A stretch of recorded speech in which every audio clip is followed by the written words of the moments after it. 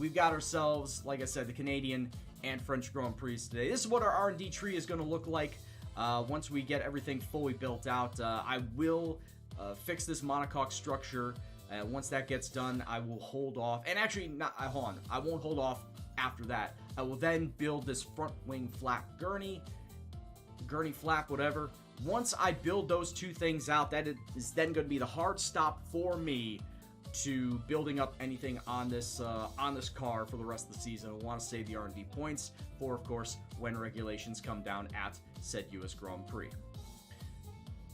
But as it stands right now, just to give you an idea of where we are in the standings, where myself and where the team is as a whole, we currently have 7 points, sitting in 8th place. Yeah, we are a long ways off of McLaren. I'm still hoping that, you know, we could do the French strategy that I did last season, and crossing our fingers it gives us a win. We'll just have to wait and see if that can actually get done today. If it actually works this time around. What do you mean by that, Lil Peen Boy?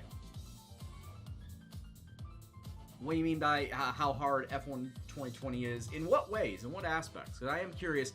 Obviously, everybody plays the game differently. I'm just interested in what you think for you is hard, because obviously what you think is hard it could be different for other people and whatnot. For me, it's all about certain tracks that are difficult for me to drive. But as you can see, Mercedes sitting at the top, of course, with Hamilton and Bottas fighting it out for the supreme driver, of course, always. Charles Leclerc sitting there in 3rd. Then Ricciardo and Gasly round out your top 5. Vettel, Verstappen, Perez, Sainz, and Ocon, your top 10. We do still have points, as I may mention, since we have 7 in the Constructors. George Russell has 5 of them, and I have the other 2. And as you can see, both Haas's and both Alphas still struggling to get onto the podium. I don't think they have cracked. I don't even think they've finished top 12 at all. I don't think they've come close to getting any sort of points. So they are far and away the worst teams on the grid post-patch. They have really been nerfed, and it kind of sucks for them. They're just not competitive. They just really are not competitive. Nothing is getting done as far as the facilities. Now that we have the chassis and the aerodynamics, at least one built into Spec 2 level to get them up to that. I don't think that Williams are going to put any more money going forward until the start of next season. I think they're just going to leave it be now until next season comes around. You just got the game yesterday, so you're struggling with overtakes and braking. Well, obviously you got to time your overtakes right, whether it's in the turn or whether you're going to be using your DRS or your overtake button. You know, just get your speed to overtake. You just got to time it out right. And if you are doing like the My Team career, of course, it is not going to come to you right away. You have one of the worst cars on the grid, so you're not going to be making overtakes very, very regularly.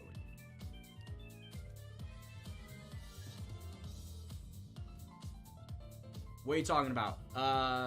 Some tracks are hard to overtake. Yeah, that's exactly it, too. Like, you take a look at Monaco, you take a look at Vietnam, you take a look at Hungary, if we're going to go by just, Zandvoort, if we're going to go by road actual courses. Some of those tracks are really hard to overtake because of how narrow they are. What's going on, Frankie? Thanks for stopping by the stream tonight. Hope you're doing well. And yeah, braking is all about figuring out the exact points, and if you are not using the driving line, the braking line going into the corners, then that is obviously going to be a little bit more of a challenge. That is, like I said, I want to try and make sure that I can drive these tracks comfortably so that when the time comes, I can take off that corner line and then get into driving it without any sort of line whatsoever. And I know that's going to be a bit of a challenge. Easier with or without the steering wheel? I've never played this game without a steering wheel. I've always driven with this wheel. So I am not the best when it comes to asking how this feels with a controller. I prefer driving racing games, simulation games on this computer with a wheel. Now, I have Forza sitting out on my Xbox right now, and I play that with a controller because Forza is more arcade. But when it comes to simulation games like this, like with Assetto Corsa, like with Project Cars, I prefer driving with a wheel, just because I want to have more control. I want to feel like I'm in more control with the car. And because, like I said, it's more of a simulation feel rather than an arcadey feel. But yeah, with the wheel, as what Lysionic says, you get more control of your acceleration, your brake, how much turn in, turn out you have over the wheel. So I feel like for me, it's better with a wheel. But of course, the wheels are not going to be cheap. That's the whole thing with sim racing, is that if you're going to get into it, it's not going to be a cheap hobby.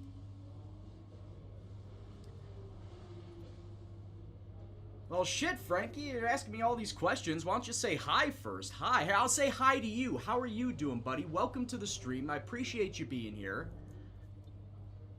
God, we're getting it right away, man. You got people that just want to get right to the point nowadays. They don't want to have formalities and whatnot. They don't want to be nice to people. We're going to be having a wet qualifying, but a dry race, which sucks for me because, well, wet driving sucks, period.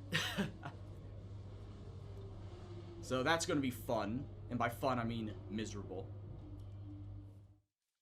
So let's just get right into practice so we don't have to worry about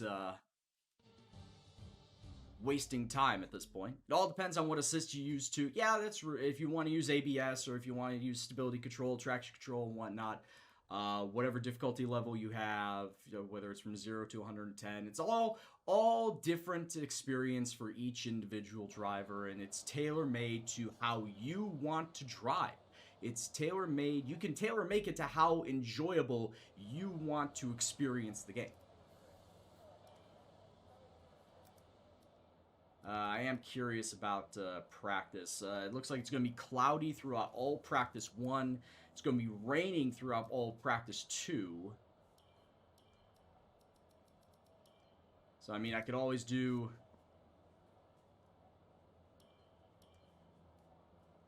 Yeah, Frankie, you can highlight it as well. It doesn't mean that I didn't see it the first time.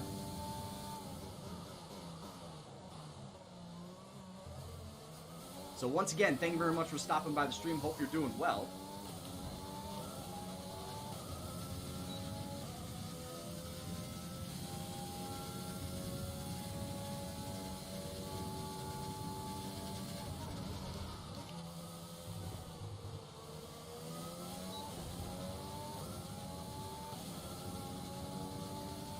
Least favorite track, though, I can tell you right away, is Monaco. It's my least favorite to drive, even though I love watching it in real life.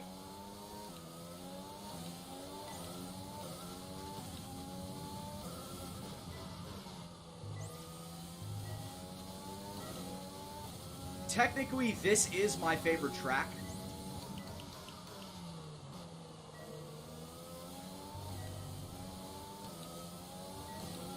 But I have a solid top 5 of this, Spa, Monza, Austria, and Silverstone.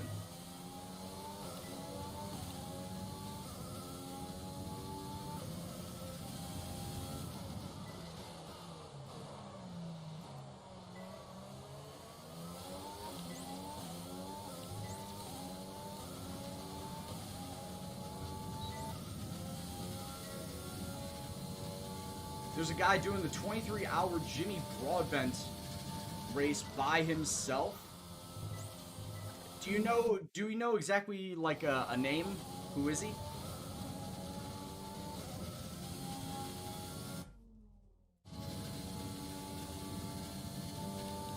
Because I know it's not who I'm thinking it is.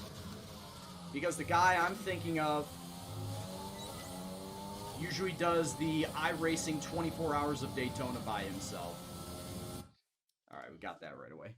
Yeah, that Wall of Champions, I will say why, like Canada, Wall of Champions is probably the worst turn on this track. That chicane right there, turn 13, 14, right there before the start-finish line. That is the worst spot on the track for me.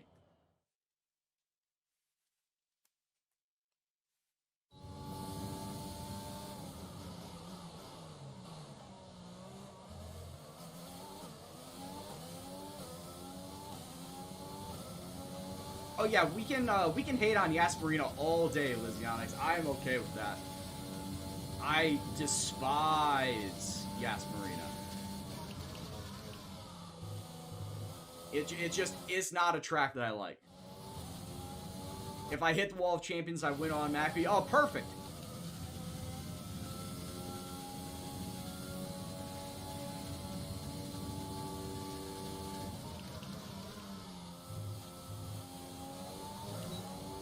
It's called Wall of Champions because I think it lists every single winner at Canada.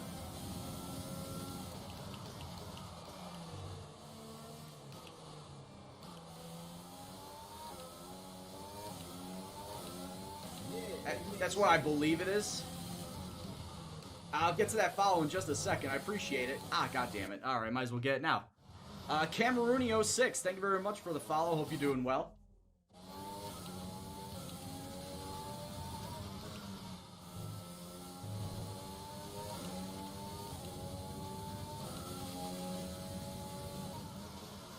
Oh, is it like some sort of jokey thing? Really? Did I really go more than halfway over there?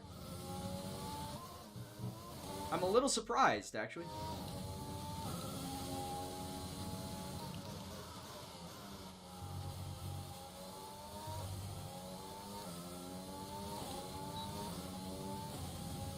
Are you going to be telling me something very memey?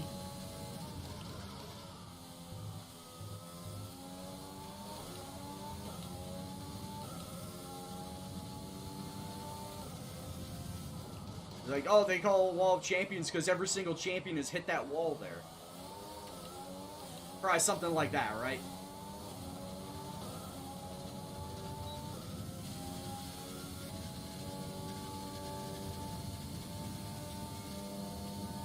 Yep, that's what it is.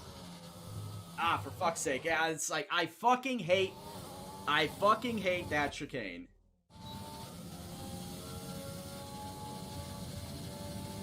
They pulled a Maldonado into the wall. Oh.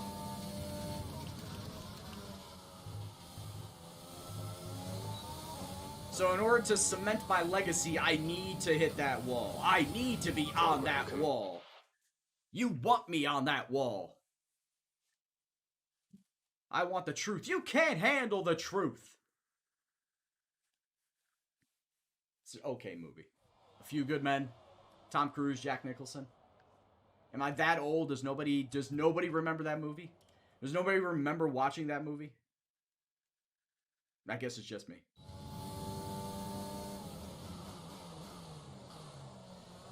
But yeah, Lopine, you got a race in the rain. Wish you luck. Yeah, I mean, I'm going to be practicing in the rain. The actual race is not in the rain.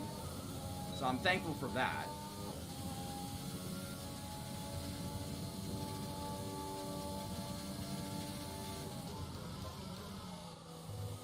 But it's like this, that chicane is, I need to be extremely deliberate in my movement through it.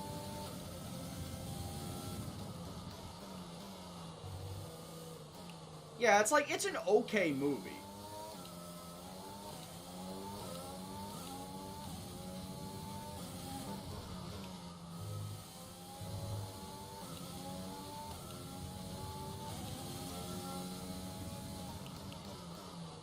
But I feel like it's the only way people remember it is because of that scene. Is only because of the courtroom scene and only because of that dialogue. That dialogue section.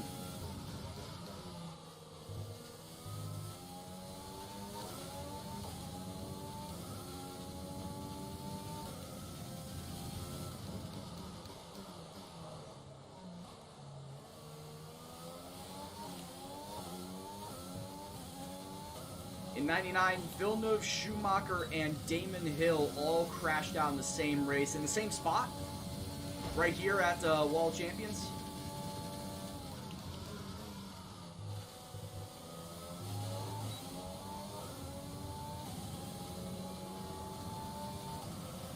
Okay, test. Perfect.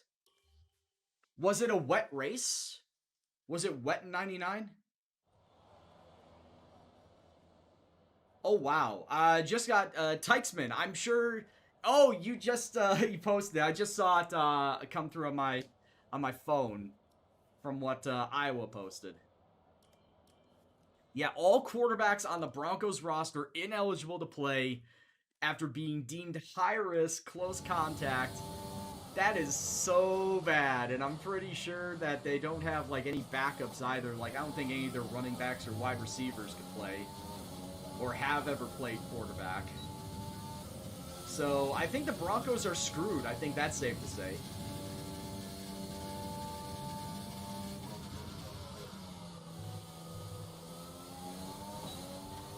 Is anyone going to watch? I don't think so, Arch. Because they said that there was not going to be any knockouts. Like, they said that they were not going to allow knockouts between the two. Which at that point in time, it's like, what's the point then, really?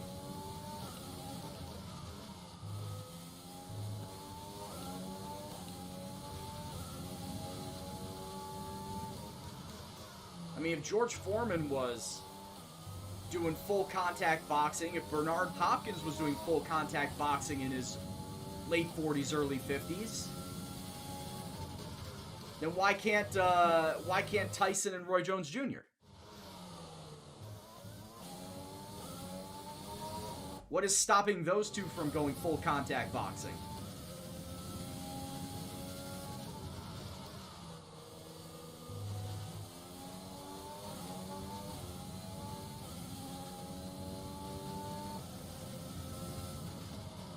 Do I think the season will finish? Oh yeah, the NFL will find a way to make the season finish out. Absolutely, it's the NFL. The NFL deems themselves too big to fail, so they will find a way to finish the season out.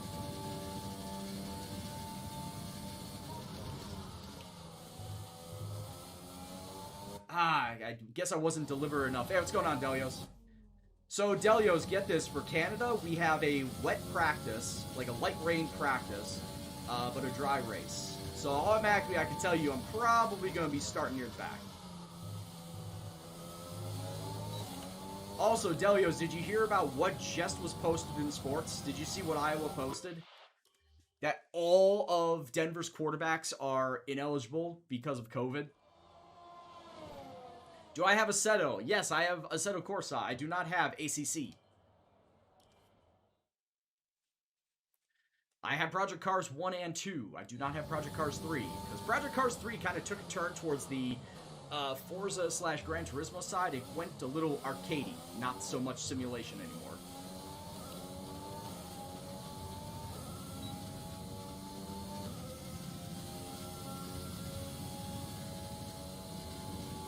Okay, do you know what it's an exhibition for? Like, is it for charity or what?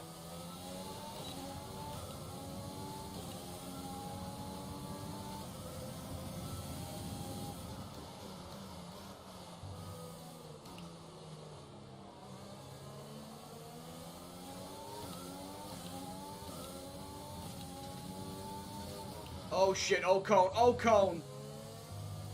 Why were you stopping right in my racing line, you fucking idiot?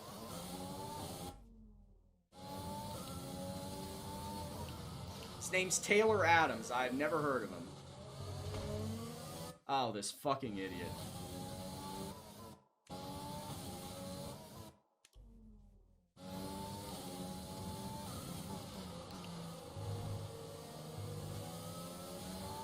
Alright, fine. I guess I'm just gonna drive this. Motherfucker.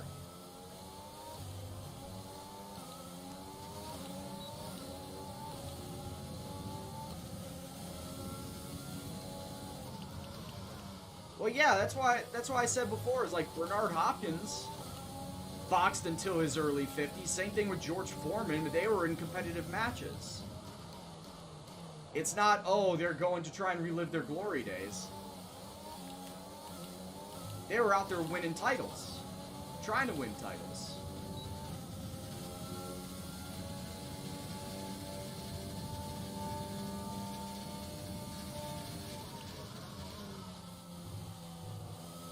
I don't know. You know what I think, though? It'll probably be better than anything that Floyd Mayweather put on for the last, like, 6-7 years of his career. God damn it. What's going on, Lurk? Guarantee you that. And honestly, Floyd has honestly been not having a good career. Like, the start of his downfall of his career was that Manny Pacquiao fight.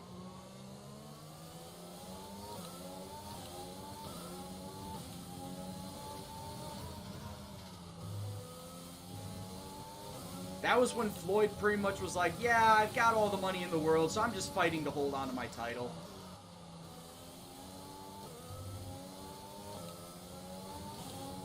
And and just went to that hug fest with Manny Pacquiao. It basically went downhill. Downhill from there as far as entertaining Floyd Mayweather matches.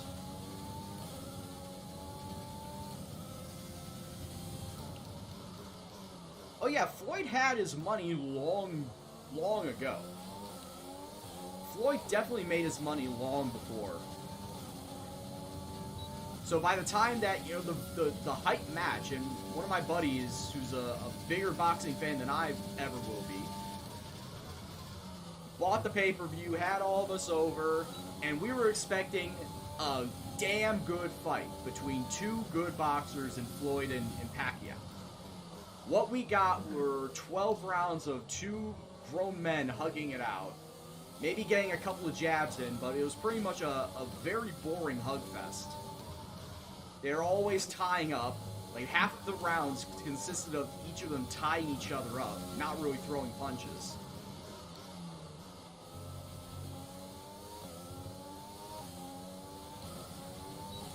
And it was at that point in time realized that, yeah, the Floyd really doesn't care about the boxing anymore, does he? He just cares about, he got his money, and he's just going to go out there to say he does his commitments and then take his money and leave.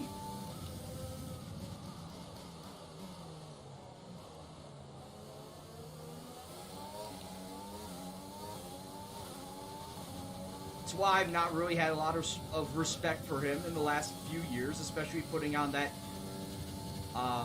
what's that? That exhibition that he had versus Conor McGregor. To say that, you know, he got the all-time undefeated record over Rocky Marciano, going 50-0. Which honestly, you know, doing it against an MMA guy that hasn't had a lick of boxing experience ever, and crediting that as your 50th win, your record-breaking win, that's farcical. And it was only for the money.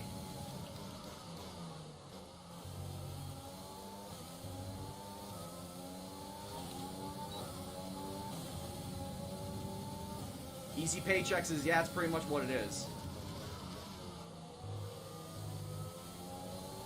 Yeah, that's what my buddy was saying too. It's like, he wanted to see these guys cross paths earlier. In fact, all signs pointed to them crossing paths like in 2012, 2013, 2014 even, like after Floyd got out of prison.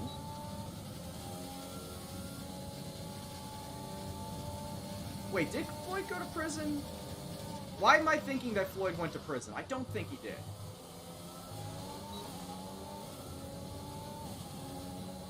Now, Tyson went to prison. We're just talking about boxers that went to prison. Yeah, Tyson I know went to prison. But somehow I thought Floyd went to prison too.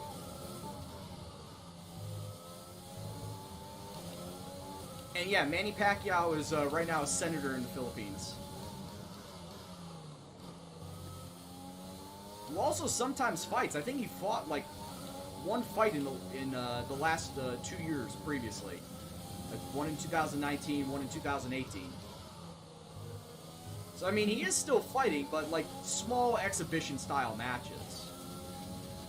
Nothing big like, you know, the match they had with Mayweather.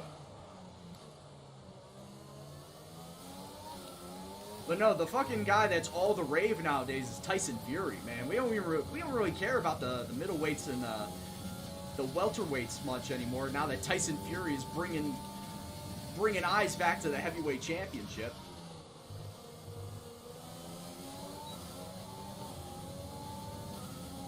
Ah, so he did go to jail. Gotcha. But no, legitimately, it's like we're not really caring much about the welterweights or the lightweight title anymore. Tyson Fury is bringing legitimacy back to the heavyweight championship, which is something it has not had in like a good 15 years. Like since the Klitschko's had it. The Klitschko's, when it was Vitaly and... Was it Vitaly and Vladimir Klitschko? They weren't fighting each other was the whole problem. Is when Vitaly and Vladimir like each had the titles, they would fight somebody else, And then the other brother would then fight that guy if he won the title, and it would go on to the other Klitschko brother. But the Klitschkos would never fight each other because they said that they would not want to fight based off of what their parents had said. Like their mom and their dad said they will not want to see their sons fight ever in a professional boxing ring, which is why the Klitschkos, while they may have had the heavyweight title at several different points in time over the last 15 years, they never fought each other. So it pretty much was like there was not a legitimacy to the heavyweight title until it then got off of the Klitschkos. I think Vitali had it last. And then it went to, what was it, Deontay Wilder. I don't know if Anthony Joshua had it, but I know he was like fighting for it. And now it's on Tyson Fury. And Tyson Fury, he's charismatic. He's fucking strong, like you said too. Like he brings legitimacy back to the heavyweight title. Yeah, Marcus, we're talking about the boxing because we went on a tangent about Floyd Mayweather and whatnot. Or sorry, it started off originally with talking about the Roy Jones Jr. Mike Tyson exhibition fight that was going on, and then it went to Bernard Hopkins and George Foreman boxing in their 50s, to then Floyd Mayweather and Manny Pacquiao, and then just Floyd Mayweather not really having a legitimate boxing fight in the last 7 years. And now it's to the legitimacy of the heavyweight title. So it's just been a bit of a boxing run for the last 10-15 minutes.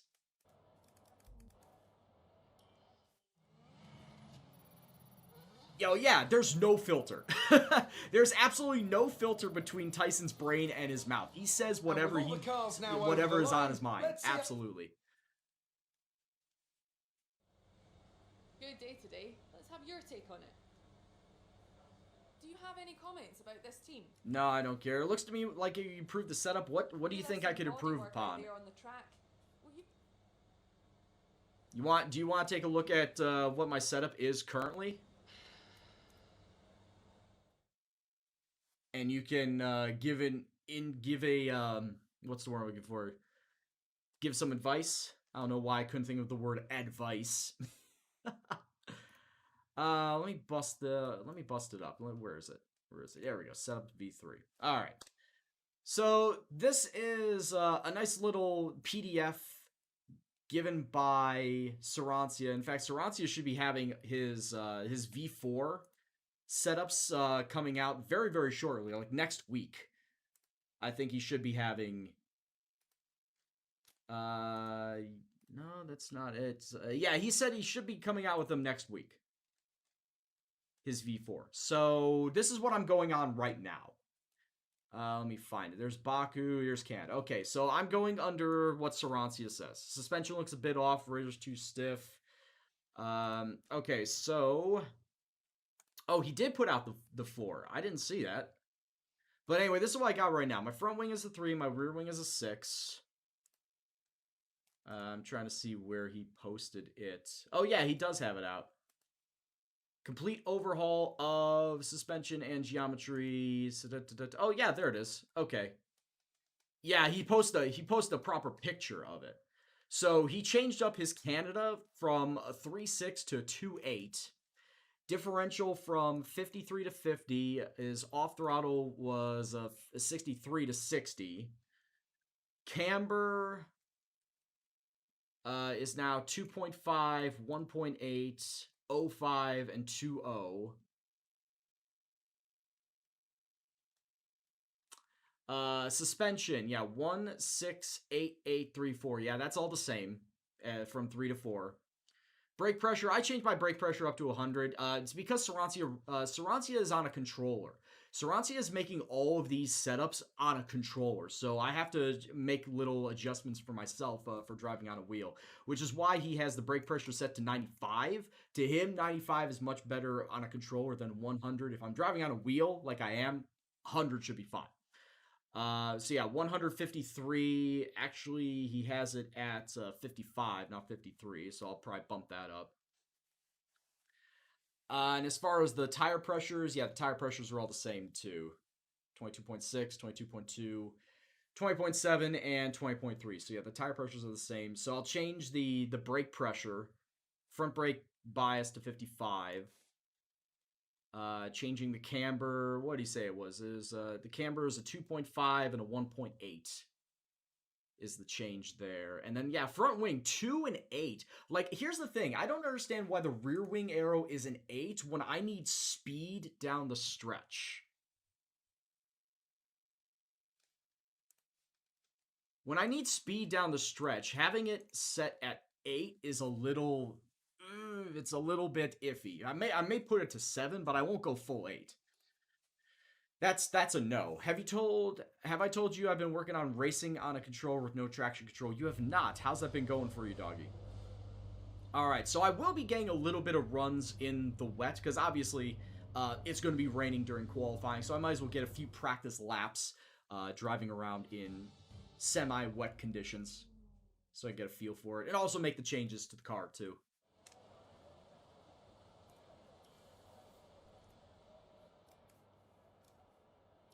Alright, so let's change this setup. So he said 2.8. I'm gonna go 2.7.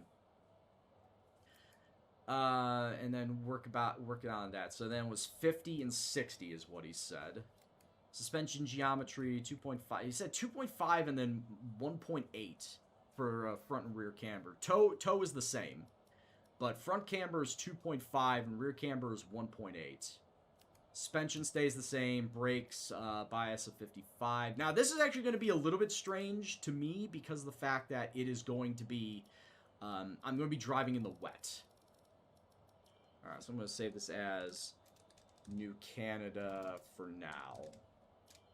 So, probably driving around in the wet in this setup is not going to be for the best. I probably would have to test it in a full dry set. So, I probably have to go into FP3 in order to drive around on a dry set to get a good feel for it. Alright, so yeah, I'm just gonna be driving. Everyone ready? Okay, let's go. No practicing, just driving at this point in time.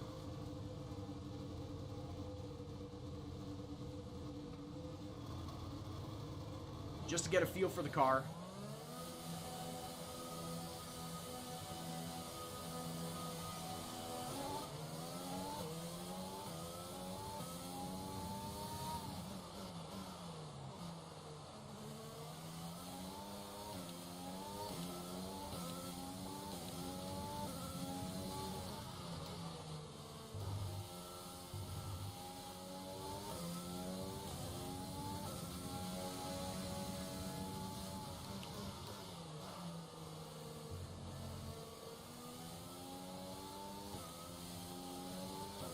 God, wet qualifying is going to be shambolic.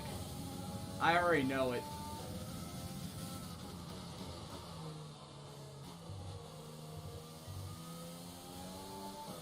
Yeah, I'm going to have to go into one gear lower in a lot of these turns.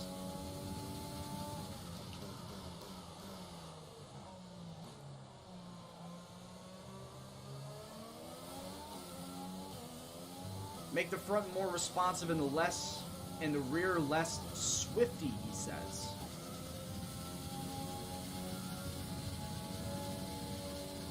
I don't really know what you mean by that. Just tighten up the suspension then?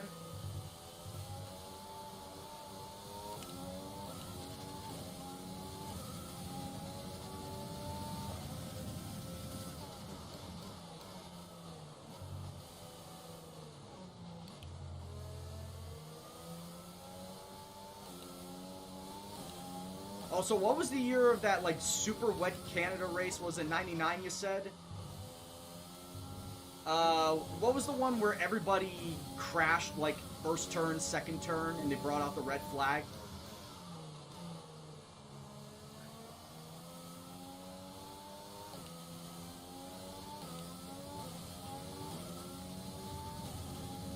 No, in Canada. Where everybody, like, Jean Alaise wrecked his car. I think it was Jean Alaise.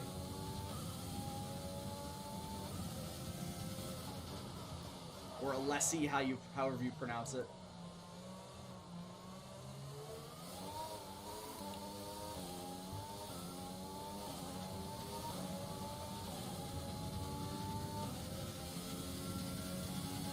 Stiffen the front, soften the rear.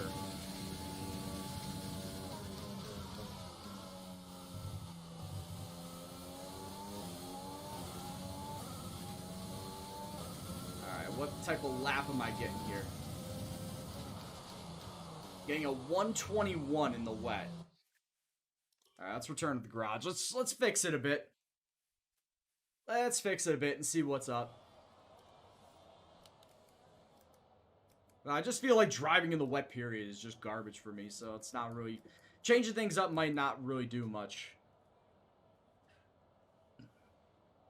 So yeah, as far as the suspension goes, stiffen the front, soften the rear. So I'm at 1.6 right now. You want me to just go like double 3 or 3.4? Maybe.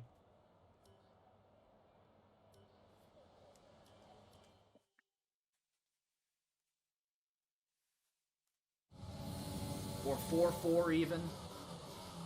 Like, I don't want to change things up too much, especially if it's just going to make it super, if everything like that is just going to be, or should I make it, like, super drastic?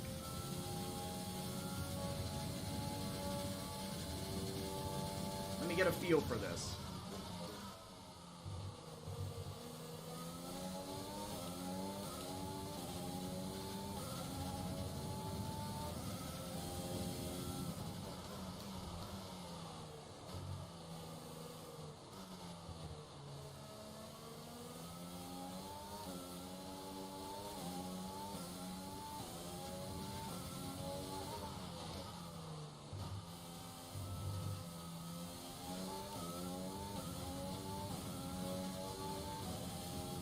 Oh, it feels... Okay.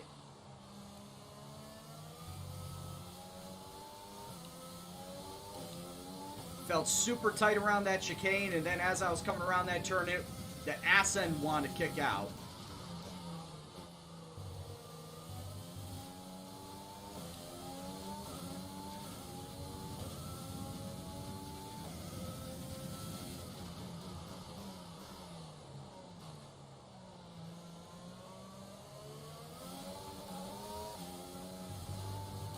Oh, really?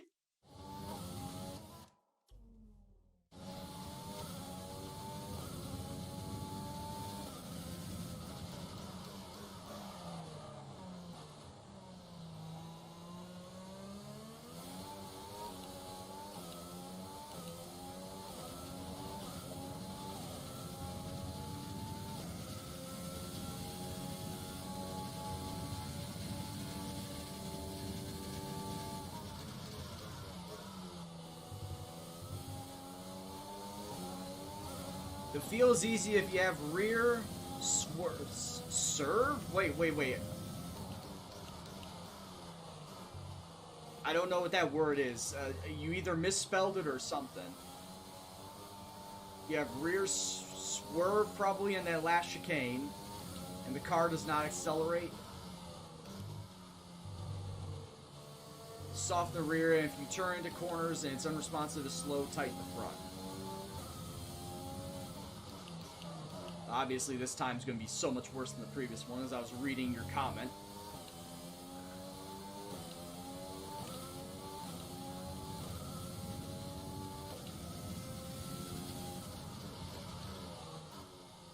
Yeah, well, that's the thing. I've not really made a lot of tweaks to what Saranzi has done, and usually when it comes to the suspension and the wings, I just leave it as is. Because, I mean, it's shit... I don't know what to do. I don't know what the fuck I'm doing. I'm not a setup master. And whatever's given to me, I just try and work within what I have.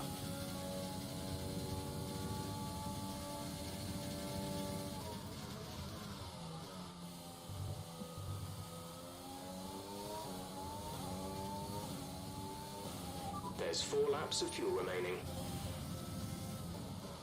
What I call when the rear slips a bit, it's, well, not slip angle.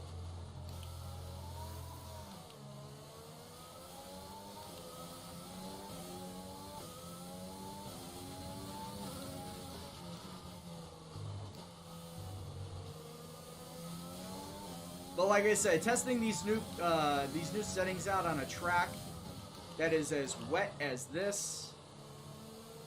Which I know you're going to say, oh, it's not all that wet. Well, it's still wet.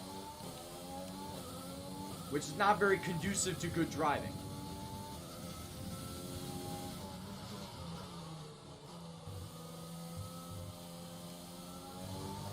God, I gotta start my turn so much earlier, too.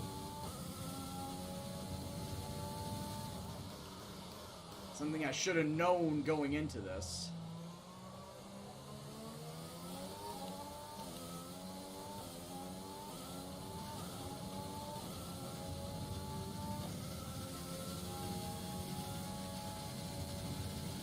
My only reference are setups made by Sarancia, and like I said, every single one that I've used either came through him or from the F1 setups forum.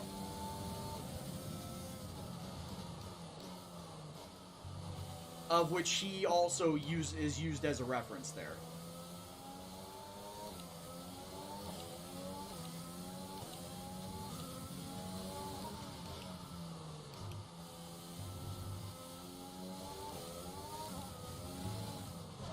Well, that was fun.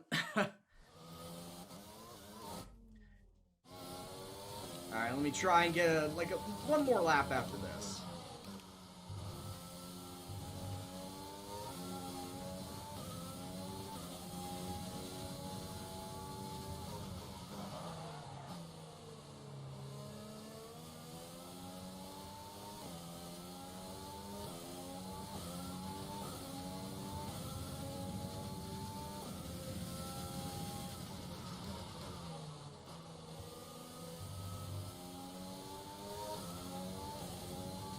Yeah, this is just gonna be murder.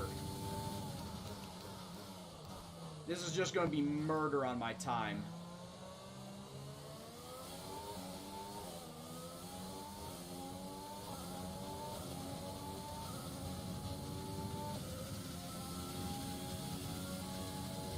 You prefer stiffer setups? Obviously, yeah, it would bite you in Monaco because of the fact that stiffer setups would not work well in the tight turns around Monaco. Alright, I'll go one more lap around.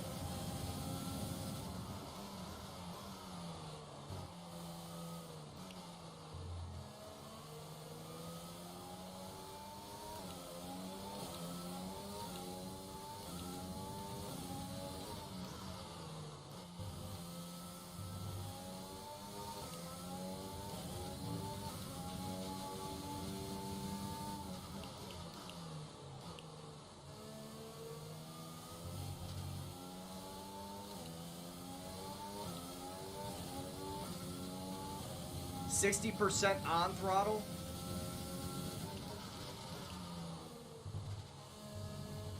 Oh yeah, because it's raining.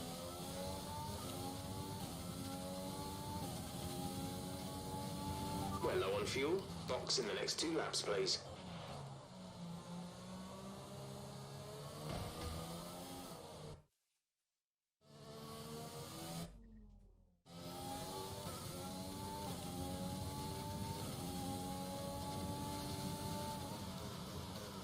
Yeah, you would think by now I would know, just by driving.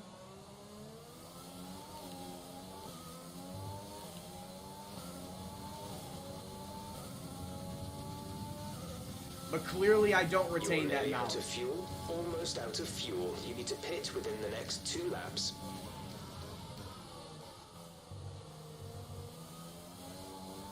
Clearly I've not decided to retain that knowledge. Alright. Okay, I think we've driven enough in the wet, so let's just move on. Let's move on to get our qualifying run done.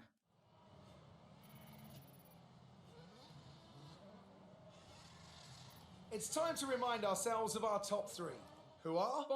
Yeah, like I said, I also just not one to keep remembering these details. I have some way. That's why I have the notes from Sarancia. That's why I have people like Teichman telling me continuously to do this, because I just won't remember it. It's just not something that I keep top of mind. Alright, let's get the difficulty up to 95, which means that I'm definitely going to suck in the rain for qualifying. Because that's just how it is. Oh wait, hold on a second. Might as well keep going with that, keep going with that. That one I need a new one. Yeah, my energy store is just garbo. My energy store is taking a big ol' hit. Oh, that's what happens when, apparently, my energy store durability is only at level 1. It's not up to level 2 yet, so... Oh well. But, like I said, I'm not going to touch that one. If anything, I touch the monocoque and I touch the front wing gurney flap. Those are going to be the last two that I touch. Get a post note. Yeah, at this point in time, if I had post-it notes for everything that I needed to do, and fuck, this would have been something that I would have done in Football Manager, too, is I used to have a post-it note, like, on either side of my screen, like, listing off, like, positions of need and whatnot, like, formations that I would be using for, like, certain fields or against certain teams and whatnot. So I have done post-it notes. I mean, fuck, I actually got a big old notepad right here of post-it notes that I could do. I just stick right along the edges of my screen. But, yeah... It's definitely not something out of the ordinary that's not, I haven't done it before. I just have not done it for this game, nor have I really wanted to do it, but I guess maybe I should. What I'm saying is maybe I should.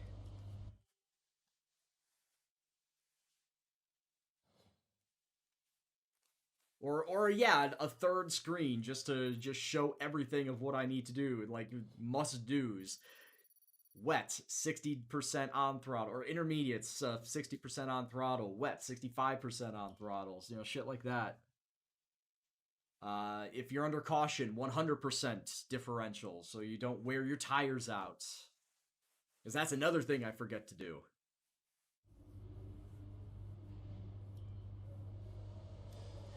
Alright, so just getting a reminder, it is going to be light rain throughout pretty much the entirety of qualifying, and dry and sunny for the actual race. Like I said, I like driving Canada. I really do. I do know that it probably will be a two-stop strategy. Probably will go soft, medium. I will say this, though. The leaders, especially Hamilton and Bottas, they might do a one-stop. They might, you know, if they qualify in the mediums, they're probably going to do a medium to hard strat. Whereas the rest of the top 10 are going to do a two-stop, like soft, medium, or soft, medium. I kind of want to do that. I do think that Canada is not a place to risk a one-stop strat, especially if you are not fast enough or skilled enough to work a one-stop strat. So that's why I probably will be doing that two-stop of soft, medium in the actual race.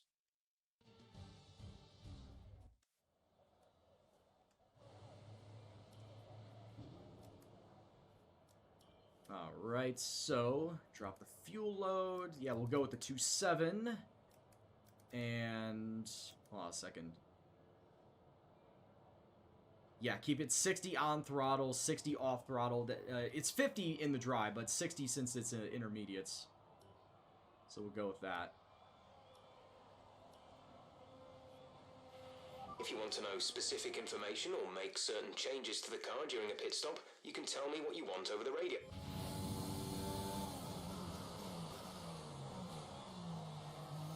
And you're someone that likes to go and make changes to setups. That's fine. Yeah, Monaco is not really a track that you want to fool around with setups, because it really is not that easy to do that. It's not that easy to make a setup for Monaco.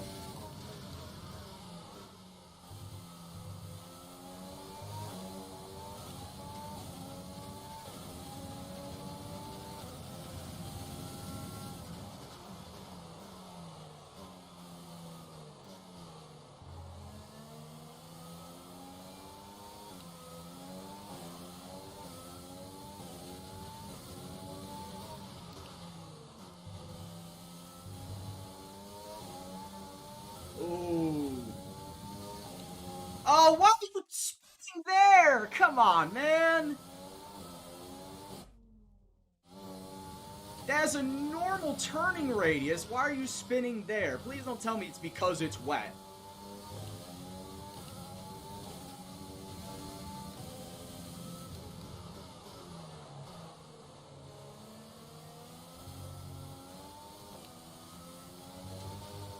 for fuck's sake.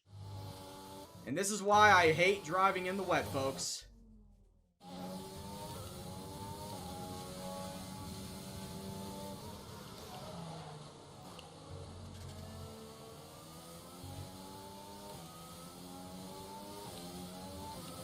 Because of shit like this is why I hate driving in the wet.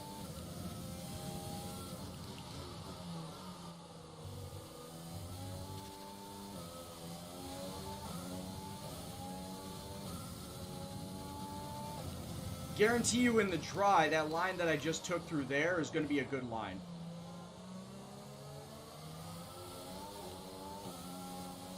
And I won't be spinning out because I will actually have grip.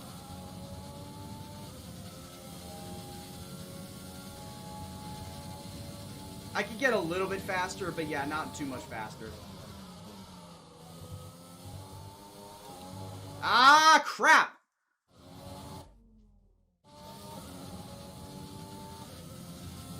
Yeah, maybe a little bit faster, Marcus, for all the times that I slid out and was spinning my tires. Yeah.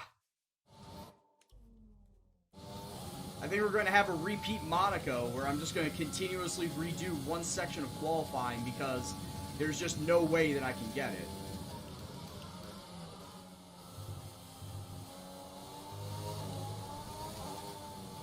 Oh, come on. That is such bullshit. Thank you very much. The king of all dude birds. Welcome on in, dude. Hope you're doing well. Hope you enjoy the stream.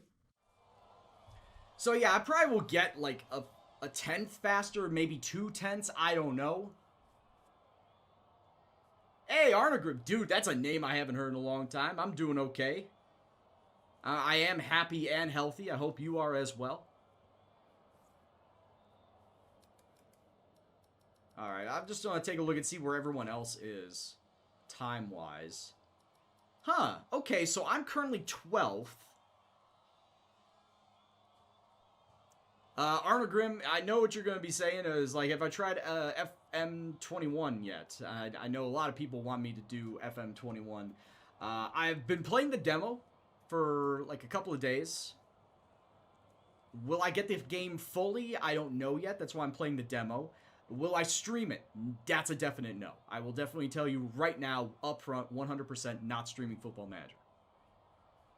But I think that 18 months I was away from the game, I think that definitely was a help.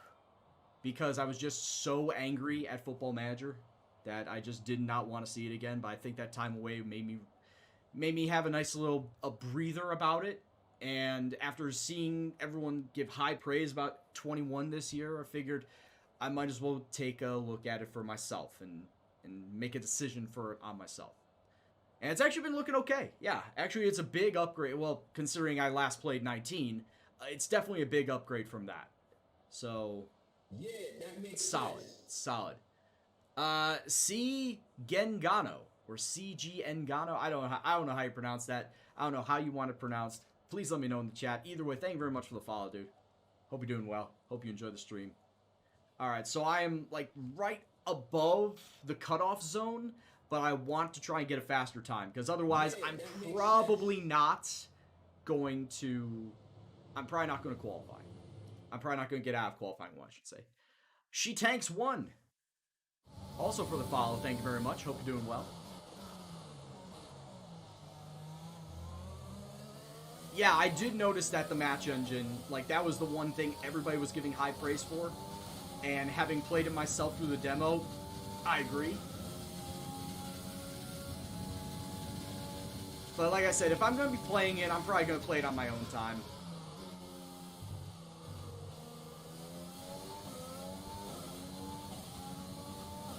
Not going to do a save on it, or not going to do a stream save on it.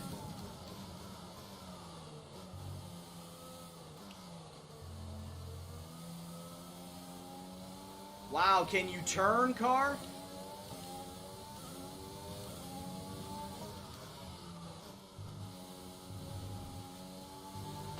Huh.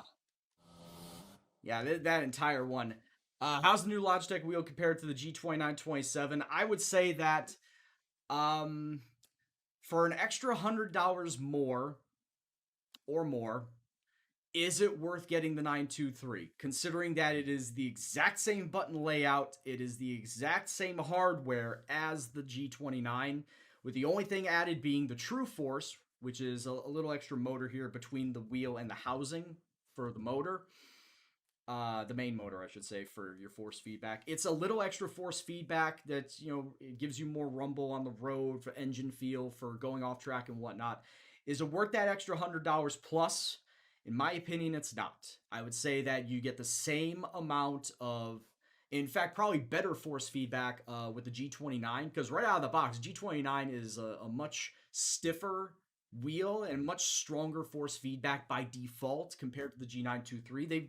I think they purposely made it lighter so that you don't get over stimulated with the force feedback right out of the box. But I think that actually helps you when you're driving these types of games. So I would honestly say that for the better bang for your buck between the G923 and the G29, I gotta say G29.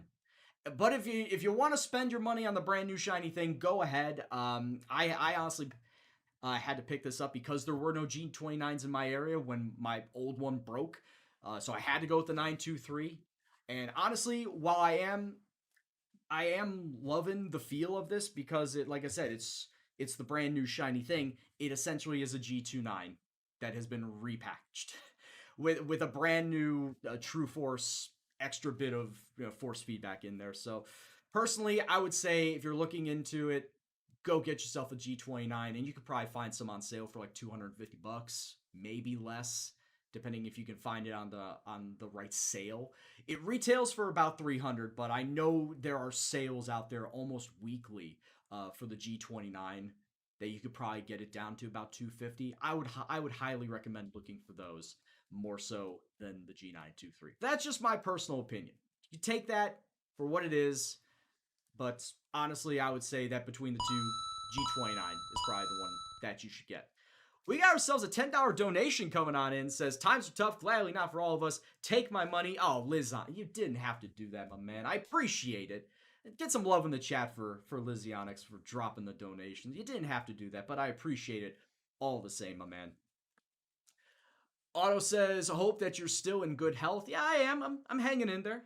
I haven't caught COVID yet, knock on wood. I'm still hanging in there.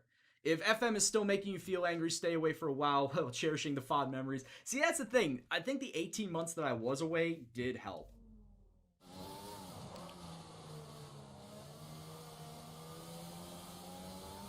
Which is why I have a more of an appreciation and a fondness now of playing 21, because 21 actually does feel fun. But like I said, it does not mean that I am going to all of a sudden start streaming the game again. Like I said, I also just still have the demo. I have not made the decision on buying the full game. Also, I have not really gotten a better time, and personally, with the way that I'm driving here, I'm not going to get a better time.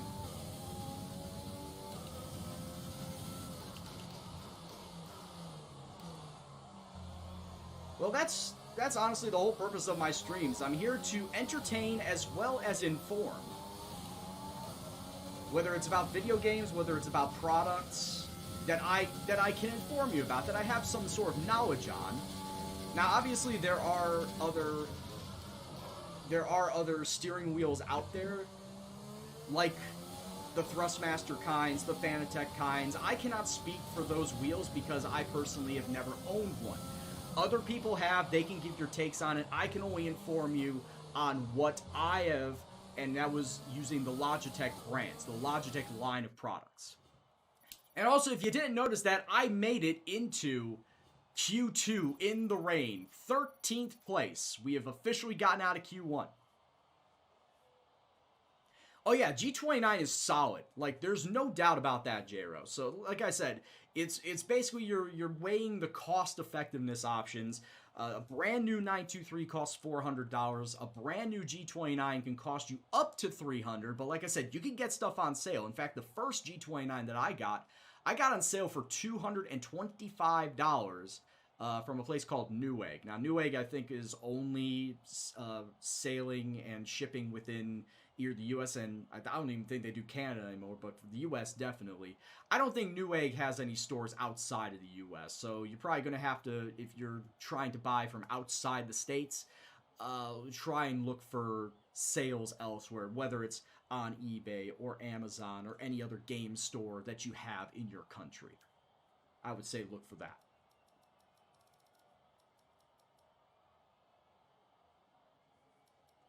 George Russell did not make it out. I mean, George Russell was kind of sitting on the point. He was 15th before I went back out again as I was sitting on 13th. So George Russell could not make it, could not advance as he got bumped out by probably either Lance Stroll or Giovinazzi. It was one of the two.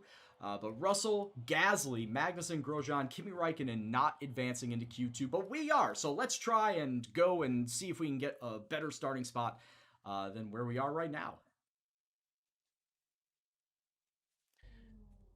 But yeah, as far as the demo goes, of course I had to choose Everton because Everton actually having a good squad. You wouldn't know it after today's game, but they actually did have a good squad. They actually do have a good squad. And I kind of wanted to play that. All clear the garage, in please. 21. Car ready to leave.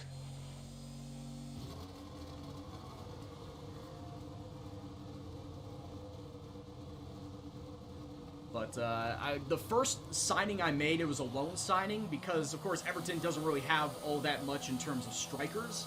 I picked up Josh Zirkzee from Bayern and have been trying to integrate him.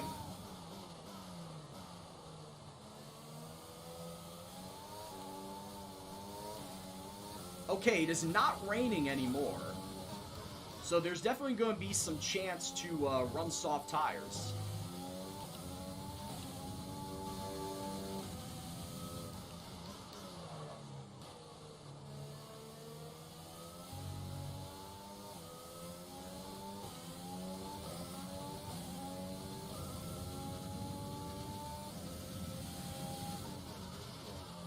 Your choice, my man. Push-ups and sit-ups take place after qualifying but before the race. Wall sitting and planking take place after the race.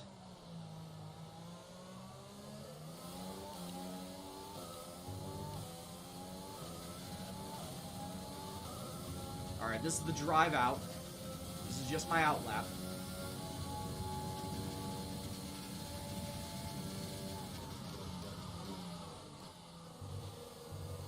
In fact, in probably about another 10 minutes, the track will be dry out enough that I can go and do a soft run.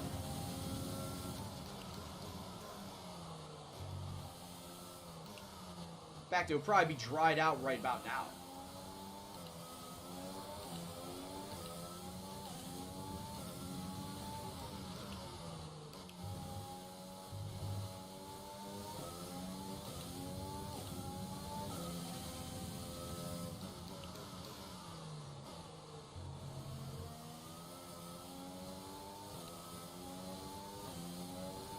Push it.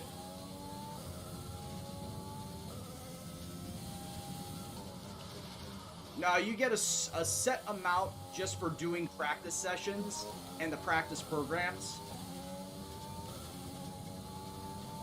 I think there's a set amount or a set maximum that you cannot go over.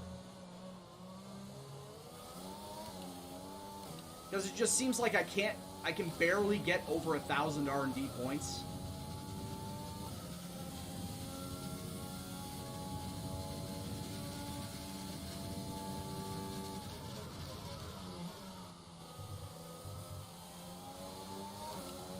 Like, I have gone over 1,000 before, but just barely, and I don't think I can get much more than that. Yeah, but P3, you use up your racing gearbox. Like, you put wear on your race gearbox and not your practice gearbox. That's why I'm kind of iffy about it. And the track did, in fact, just dry out, so I am going to be putting a lap time on the softs when I can.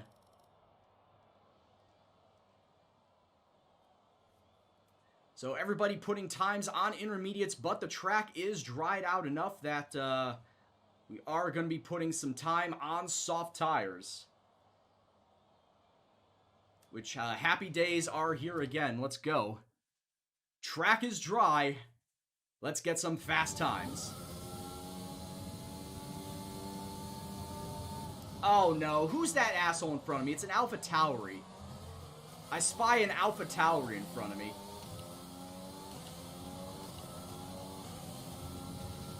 Actually, I can hold up. I see there's barely anybody behind me. I see a racing point back there, but I kind of want to let the Alpha Tauri get some distance ahead of me so I don't run into him.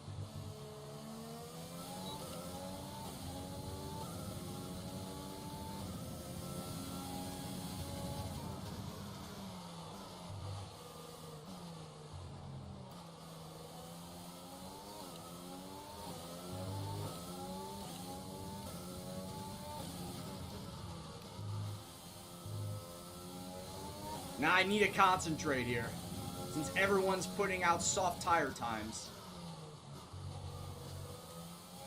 Oh, damn it, really? That was close. Yeah, let's try back from here.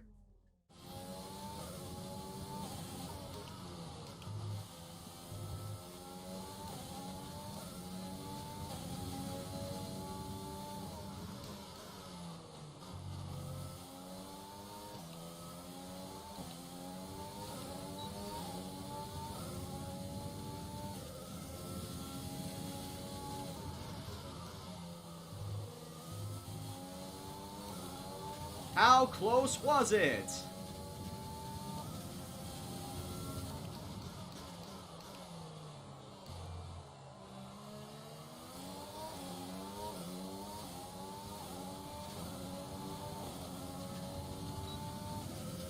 Alright, let's see how much better I will get on these soft tires. At least 7 seconds faster.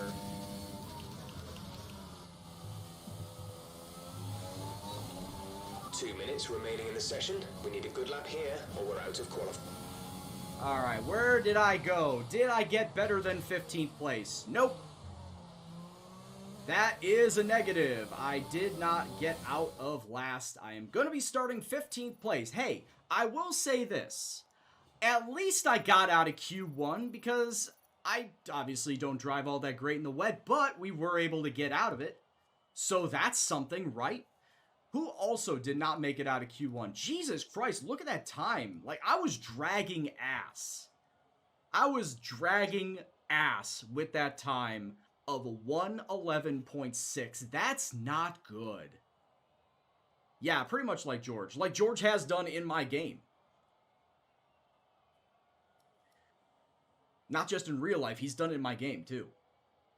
So I didn't make it. Giovinazzi, Albon, Kvyat, and Lando Norris not making it out of Q2. So your top 10 will be Perez, Stroll, Sainz, Hamilton, Ricciardo, Leclerc, Verstappen, Ocon, Bottas, and Vettel. Obviously, that's going to change before the race starts, but those are going to be your drivers going into the top 10 and fighting it out for the top 10 spots. So we're going to be starting 15th, and as I said before, it is going to be a two-stop strategy for sure. More than likely, soft, medium, and I'm going to be burning the hell out of those tires. I know for a fact I'm going to burn the hell out of those tires in order to try and keep pace with the rest of the group. Do I use clutch or brake for braking? Obviously brake. I don't have the clutch mapped to or during my actual driving. I just use my flappy paddle shifters on the wheel without use of the clutch pedal. But the only time I use the clutch pedal is for the start of the race, holding down the clutch and acceleration and whatnot. It's the only time I use it, but braking obviously for braking. And sometimes when I downshift, I coast through the corners too, so I'm not always on the brake. Feel how the rear is not loose? See, that's the thing. It didn't really feel all that different. It honestly didn't. So I don't know, man. I don't know what to tell you. It did not feel all that different. obviously in the rain, I was sliding around like a shithead, but that's because it's the rain. So it is what it is. Let me hold on. Before I move on from that, let me take a look at yonder, and I don't see anything there. So we move on. You're asking because many people recommend this because of progression you can have while braking with clutch. I've not heard that myself, actually. She-Tanks. I've never heard of that. If it's something that I could look into, if it's useful, I could look into doing it myself, but I've honestly never done it. So I could not tell you if it works or not. Alright, we'll get that monocoque structure built out, so I'll have 800 points left to go. And yeah, this front wing gurney flap will get built out after the practice for the French Grand Prix, because I should have enough points gained in the French Grand Prix practice to build that out. That's 1,700 points at this point to build that out. Yeah, that's quite a bit. That's quite a bit, isn't it? Since you can't use the clutch in the race, you probably use one of the shift paddles. I'm fine. I'm good with it. All right. Starting 15th, where do you think I'm going to finish?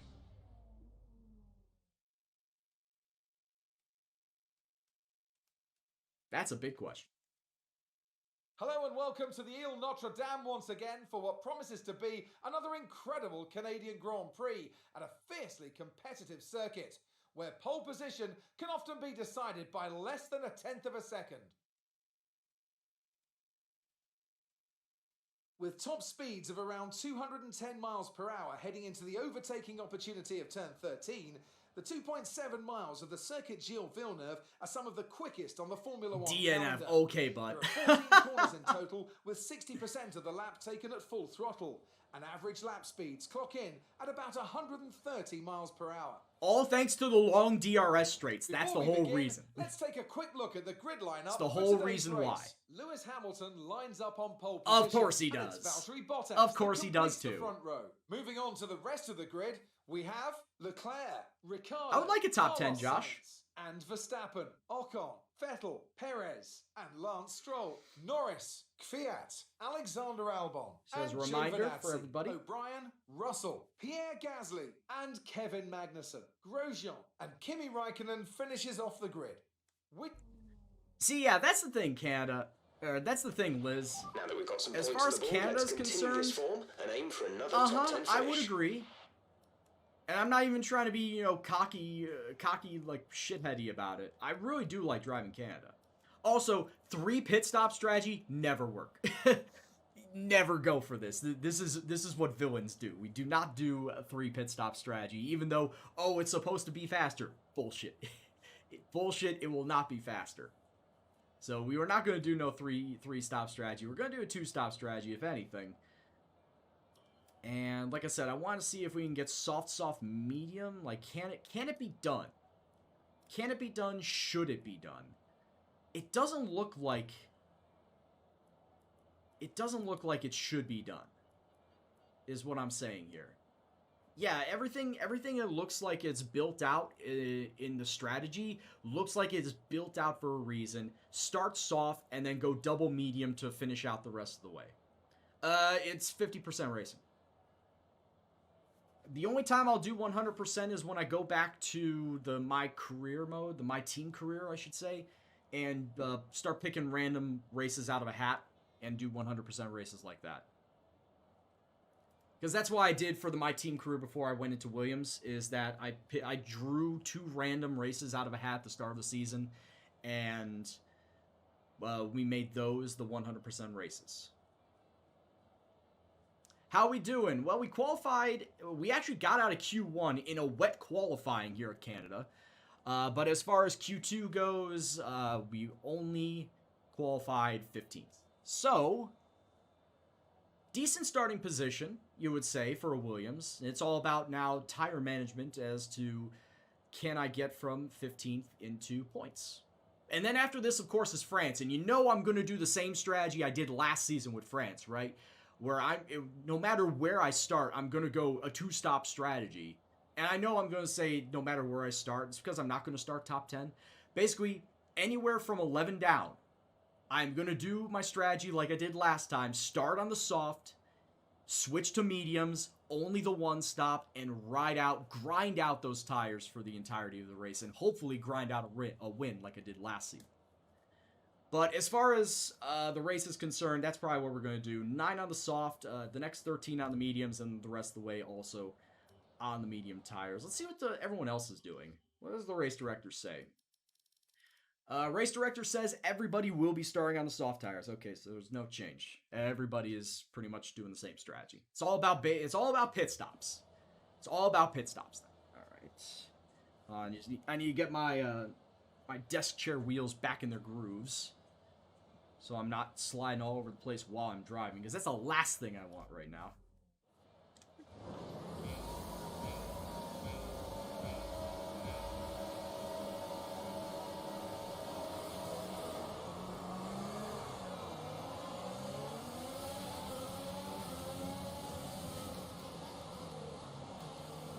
And we're off. 5 lights and away we go.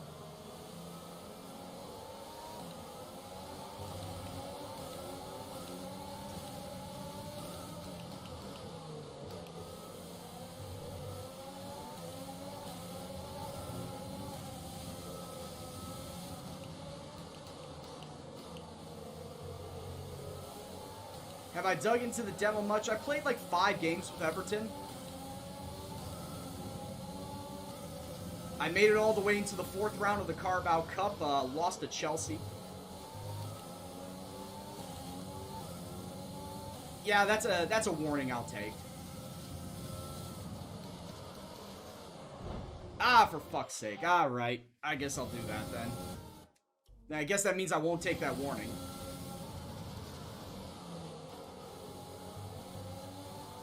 Okay, I guess I'll take the warning regardless.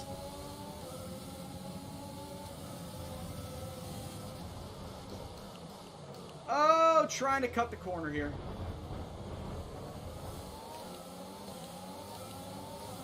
I'm finding creating the tactics are a little harder. It could just be that it's been 18 months since I did it, but it feels to me like creating the tactics this year is a lot harder than what it was back in 19.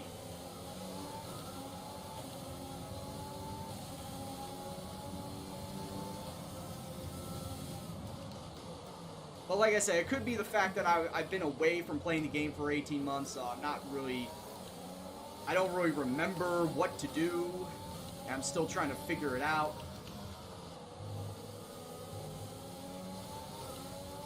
That's probably what it is.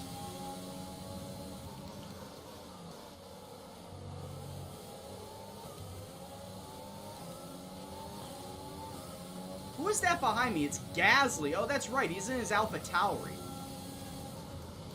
And Alpha Tauri has one of the best engines.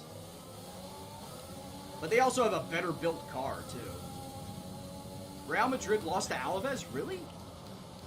What is up with Spanish football this year? It's like Barcelona have been doing pretty shockingly bad. Real Madrid's been... Well, Real Madrid, I think, are still top 5, but, you know, the loss to Alaves does not do them any favors. It's like Real Madrid, I know, is up there. Or, sorry, Atletico Madrid, I know, is up there, I think, leading the league. DRS is being enabled this lap. We can use DRS when you are within 1 second of the car ahead and in the DRS zone.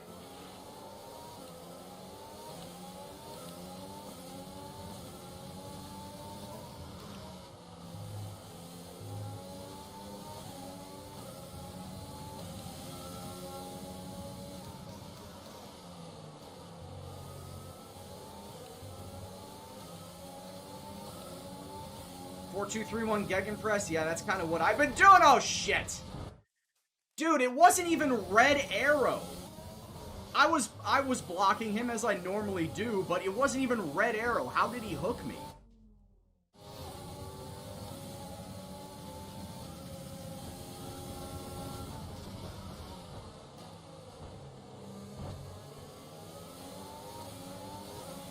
Red arrow means that there's no room. You can't get past him.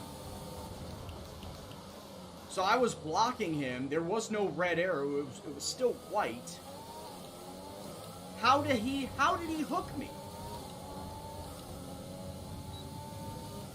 Whatever. Soranzo said that a lot of tactics have been countered this year as well. Okay. I'll probably have to dig up my old notes then on what works and what doesn't.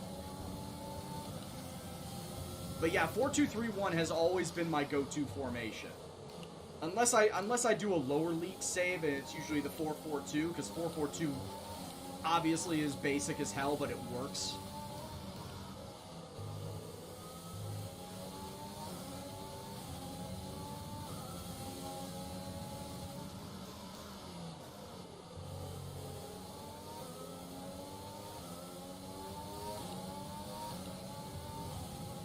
Four, two, three, one, football formation, soccer formation. 4 defenders, god damn it, 2 midfielders, 3 attacking mids, and 1 striker.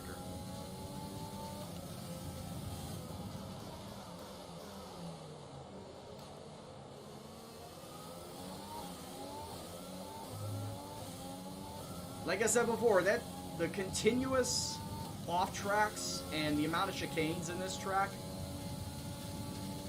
I think it was just what's going to drive me batty and want to take this off of my top 5.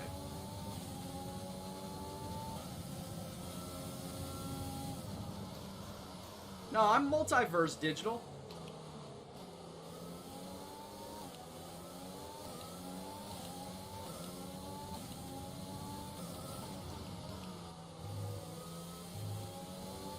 I can talk you American and Association. Can't really speak too much to rugby. Like, I'm aware of it. I know some of the positions for it. I can't tell you tactics, because tactics are fluid as hell in rugby, just like they are in soccer football.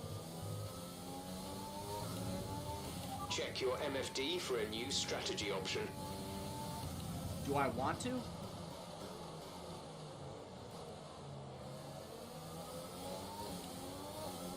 Canadian football is like, we've got 13 men, we got a longer field. Will you go have fun and enjoy our lovely neighbors to the north with your Canadian football? I mean, there's Aussie rules football, which it's got rugby and American football influences.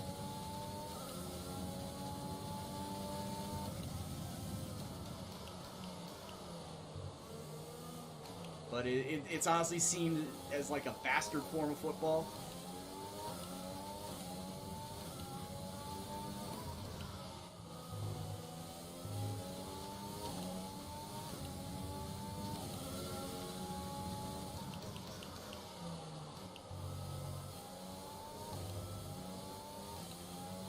Yeah, Canadian football has 3 downs instead of 4 in the American football. Gaelic football and hurling, I honestly have not wrapped my head around ever, because they're like kind of similar, except hurling is you have a stick. Hurling is Gaelic football with a stick.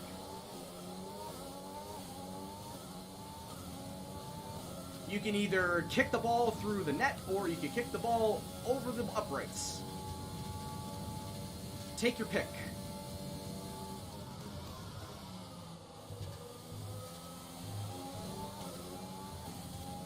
And I think it's 15 aside as well for Gaelic football. We're approaching the pit window. You'll be on the mediums. I had to research this once, all the different forms of football, all the different rules. I had to do a research paper on this. Admittedly, I was the one that set myself up for this.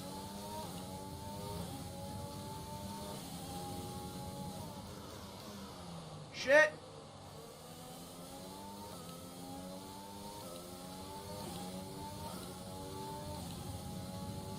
Hurling is like lacrosse. Yeah, that's right, because you don't throw the ball over the uprights. Like, it's played on the same field. It's played on the same Gaelic football fields as what Gaelic football is. I know I'm saying Gaelic.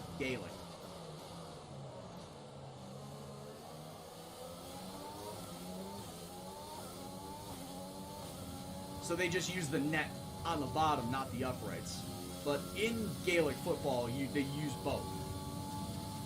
I think it's like 1 point for point for putting it through the net, 3 points for putting it through the uprights, or maybe it's the other way around. I don't know. I don't remember.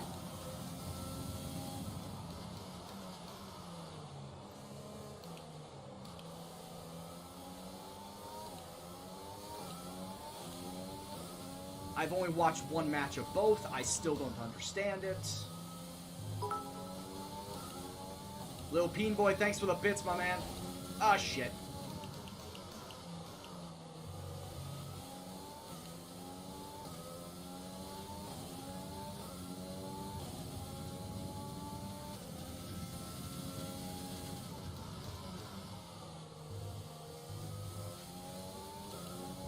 Also, for those of you keeping track at home, I do have 2 warnings on me for corner cutting. So you know how my day's been going so far. Thank you very much for the other bits. What was it? It was 5 and 15. Much appreciated. I've only watched them once. It's like I'm not watching this. I'm not learning this.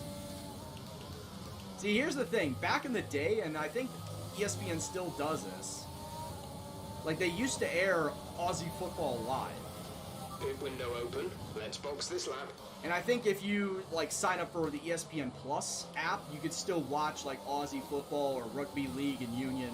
You can watch all those games live. But that was the one thing I liked about living at my parents', was having the ability, because they got satellite TV. Digital satellite TV, so I could watch all the sports stations. Like, I could watch the Premier League, I could watch the Bundesliga, I could watch La Liga if I really wanted to.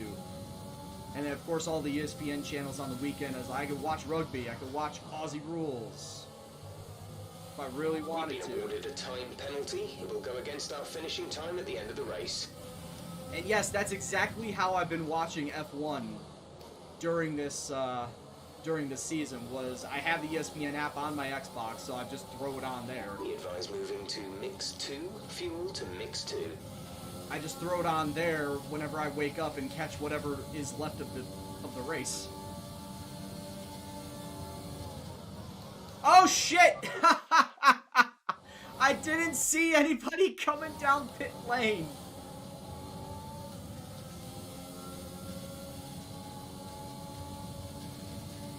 Yeah, 3-second time penalty for corner cutting if you cut it more than 3 times. See, and that's the thing. Now that I got my time penalty, the warnings reset, so I have another set of 3 before I get another time penalty. Go, exit now. We're racing on the exit. Go now. Okay, you only have to stop once now. 1 stop left.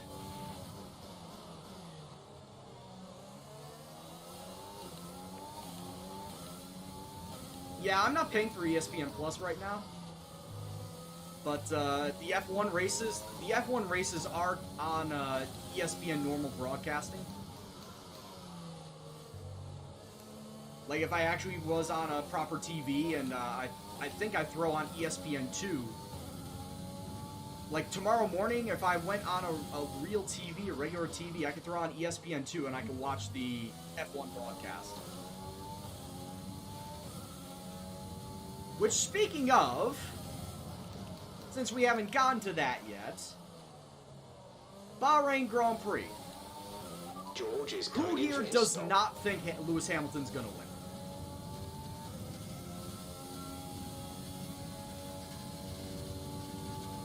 Show of hands, who doesn't think Lewis Hamilton's going to win tomorrow? Because you, sir, or madam, are going to be in the minority.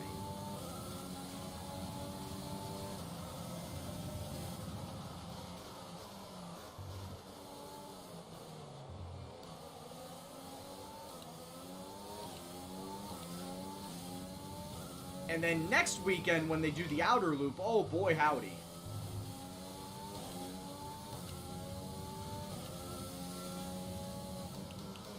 If Mercedes hasn't lapped the field by the end of the race, then something is wrong.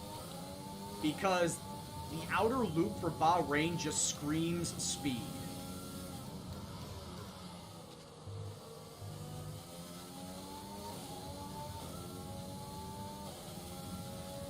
Nicholas Latifi's going to win because they'll reverse the grid order.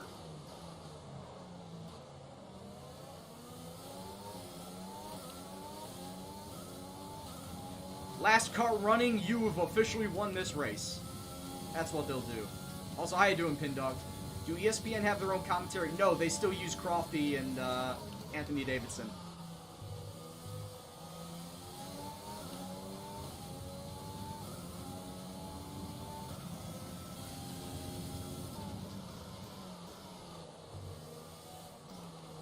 I think ESPN just has the rights to redistribute the F1 race with their own broadcast team. Or with the original broadcast team, I should say. So yeah, we still listen to Crofty and Davidson calling the race. In fact, I don't even know if Davidson is still part of the team. Obviously he's in the game, but I don't know if he's in the commentary booth.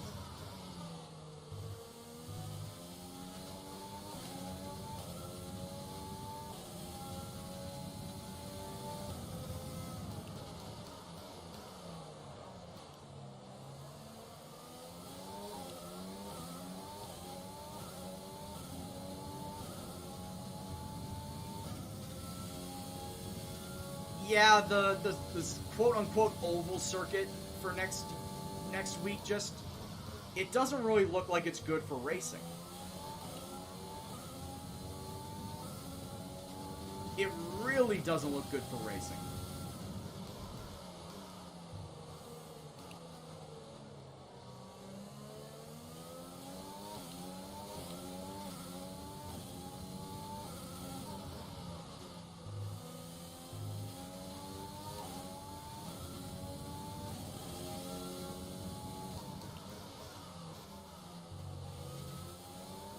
Oh, Martin Brundle, I've seen him show up before.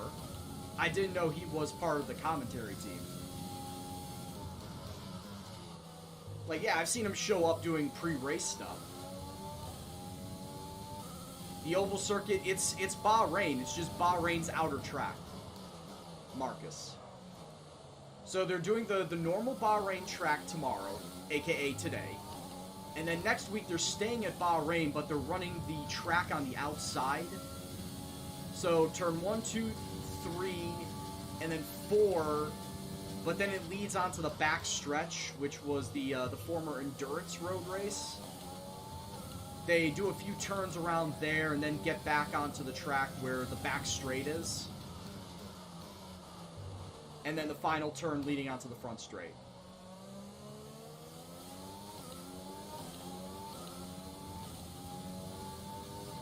Yeah, it's pretty much going to be Mercedes and Red Bull. Like, the teams that have strong engines are going to do well at that part of the track.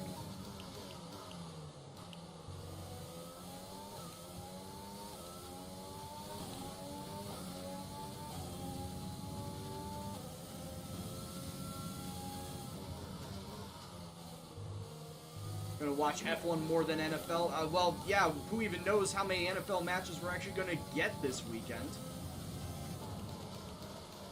Because Steelers-Ravens has been pushed back so far that we might not even get it by the end of the week.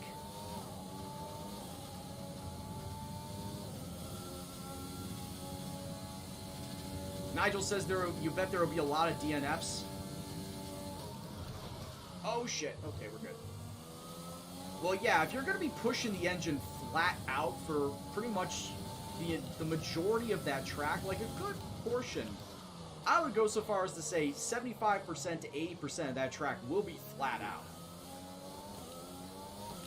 It's going to take a lot of restraint for drivers to not push the car flat out throughout the entirety of that, so it doesn't blow their engine.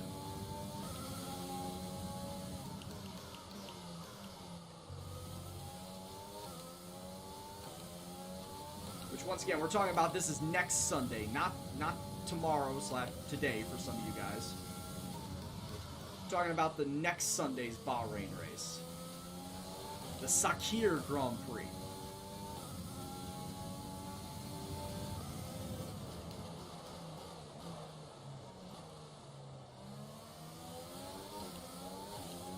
Okay, just as a reminder, I'll be pitting on lap 22 for my next pair of mediums. I know what you're looking at. You're looking at my position, you're looking at the time penalty. Yeah, it really did not go all that great the start of the race. Started in 15th and really have not done all that great throughout the entirety of the race, as you can see.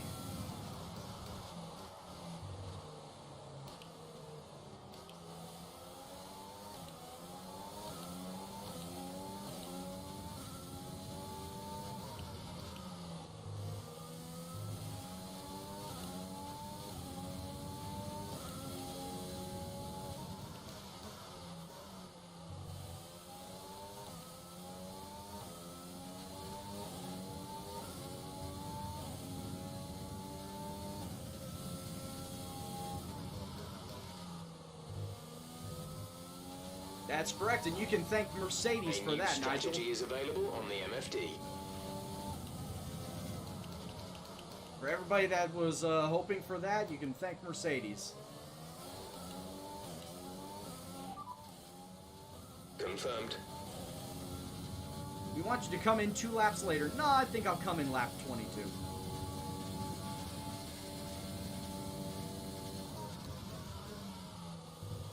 Well, Marcus, it'll definitely be fast. I don't disagree with you on that.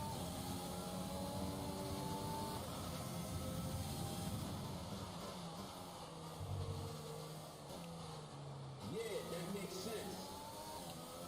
I mean, fast track, fast cars, it's going to be a fast race. Absolutely, it makes sense. Thank you very much for the follow. Mr. Sir Boombaloo. Much appreciated. Hope you're doing well. Hope you enjoy the stream.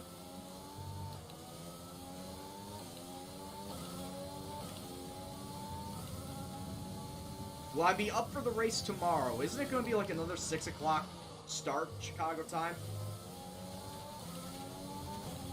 Probably not, then. If I wake up early enough and, you know, have enough time to throw it on my TV, then yeah, I may be able to catch the end of it.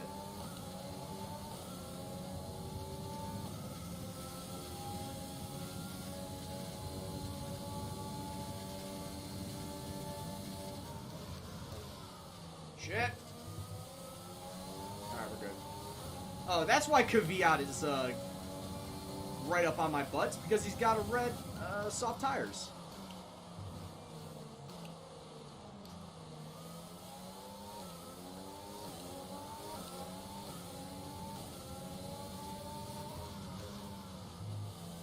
a.m. Central. Okay, well, if I wake up, grab my coffee, I'll probably be able to catch the last half of the race.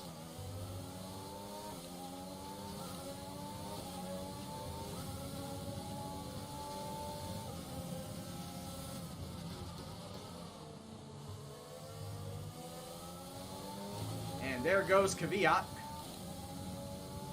Wonder what strategy he's running on. Is he running the 3-stop strategy? I mean, that would have to make sense, but then again, where did Kvyat qualify?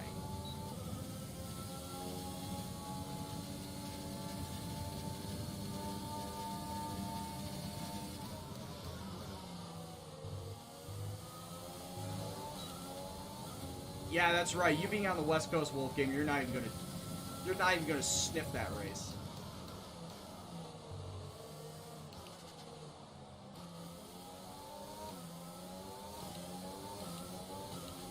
Yeah, for those people on the West Coast that want to see anything in Europe, whether it's football, whether it's racing, whether it's anything like that, you really need to be a diehard fanatic to get up that early to go watch it.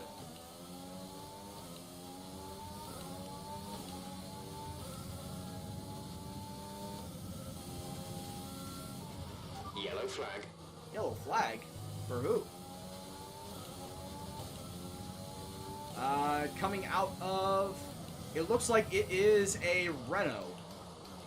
Some information on Stroll. It looks like the problem is terminal. They're retiring the car. Nope, I was wrong.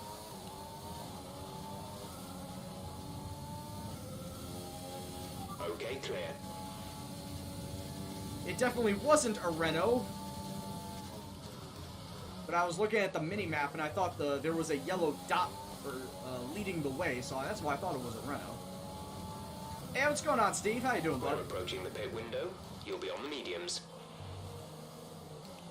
But yeah, as far as the race goes, so we're really thinking that it's just going to be Hamilton, Bottas, Verstappen, and we're thinking it's going to be that podium again. And you'd be hard-pressed to find a different podium combination right now, because it just seems like, obviously, Mercedes, they have most powerful car, 2 good drivers behind the wheel, and then Max Verstappen just can will that Red Bull machine around the best as he can to get the results he needed.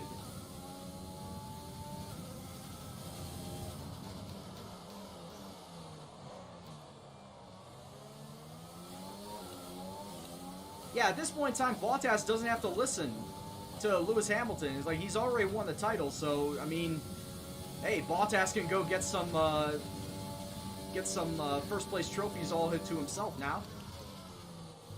And get some winners' medals to hold his own.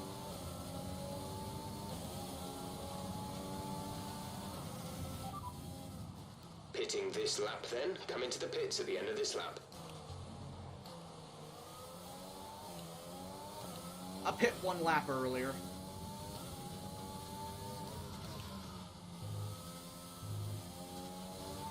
Not that it'll matter much in the grand scheme. I'll probably, lose 2 tenths.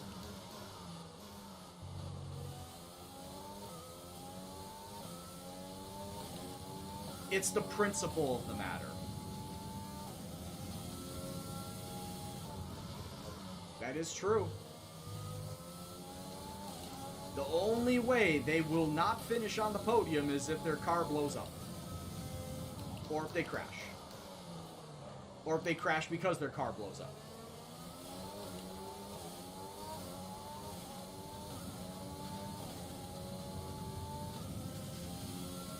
Alright, I'll be coming out of the pits in 18th is what it's saying.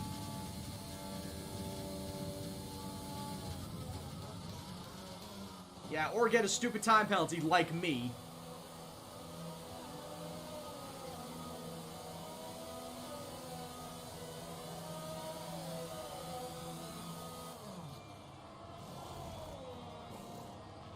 Go, go, go.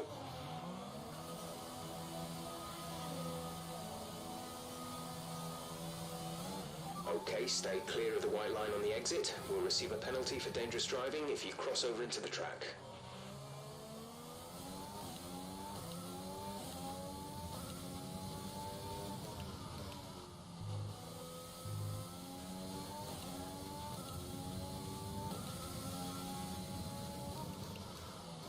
Yes, I did, in fact, come out in 18th. But that was the last time I needed to pit, and I'm pretty sure there are going to be a few drivers in front of me that need to pit.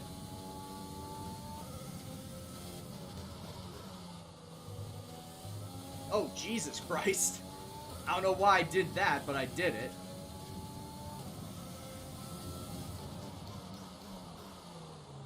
And honestly, there's no way to, try and get a wide entry here in Canada.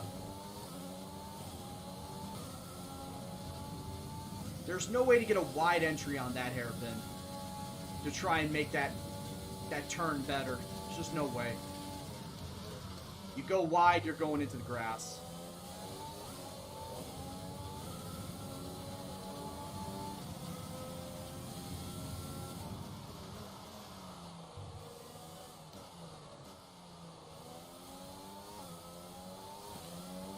And I'm up into 16th, so,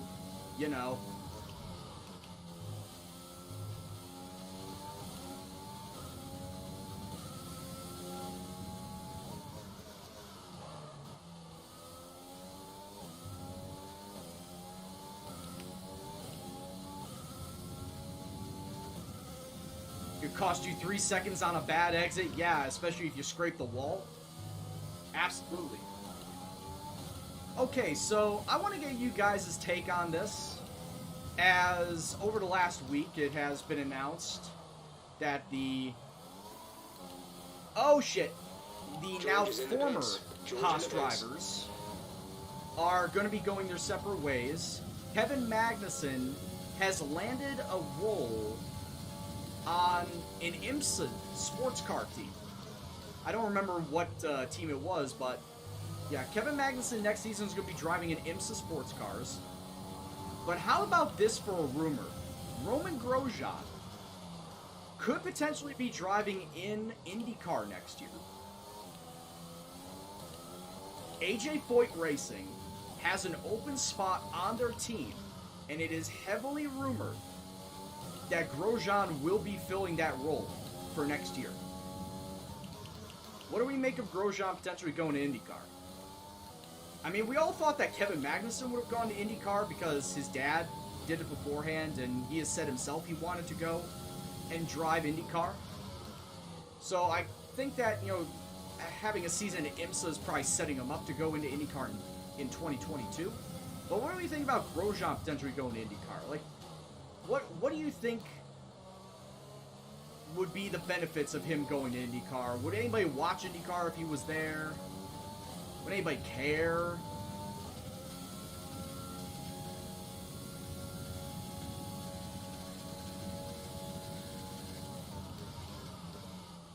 Ah, shit.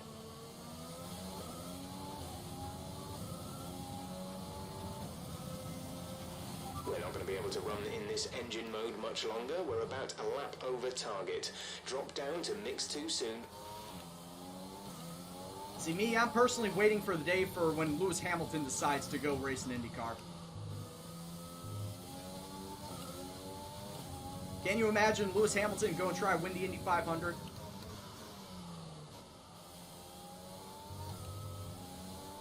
I mean, hell, you'd be one of a handful of people that have done it, that came over from, you know, the F1 series into IndyCar to do it. I mean, you take a look at, what was it, Graham Hill, Jim Clark, two famous examples of it.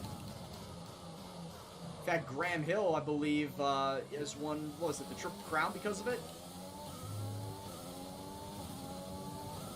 Where Graham Hill won F1 Drivers' Championship, Monaco Grand Prix, and the Indy 500.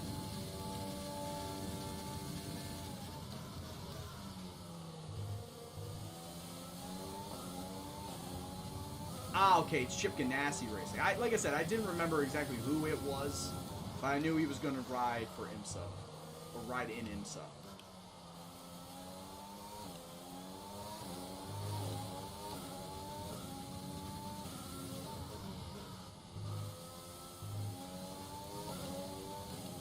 Well, Nigel Mansell didn't win the Indy 500. Yeah, he raced in it, but he didn't win it.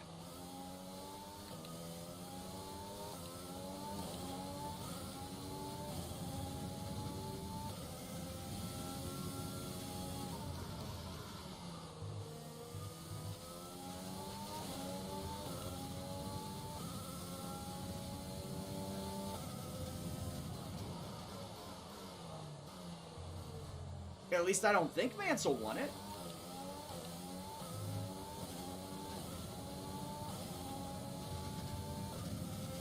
Now you got me questioning because I didn't think Mansell won the Indy 500. I knew that he raced it, yes, but I don't think he won it.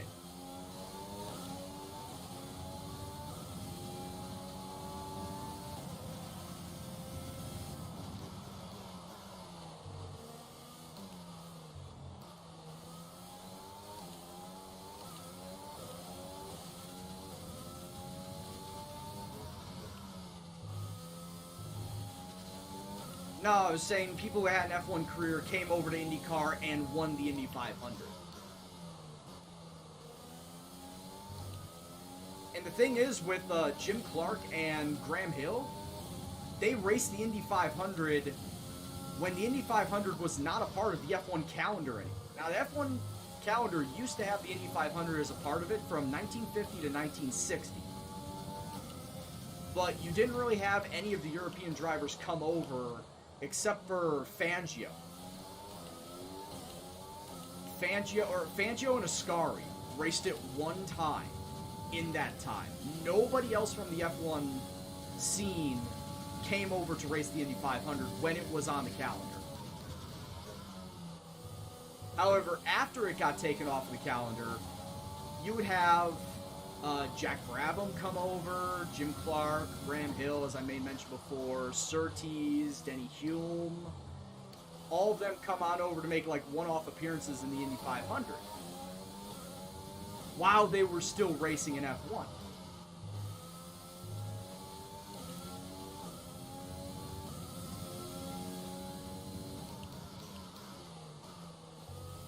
And yeah, Graham Hill and Jim Clark won the race while they were still racing in F1 during that season. It's not like they took a year off to just race in the Indy 500 that specific year. No. They were still racing a full F1 calendar the years that they won the Indy 500.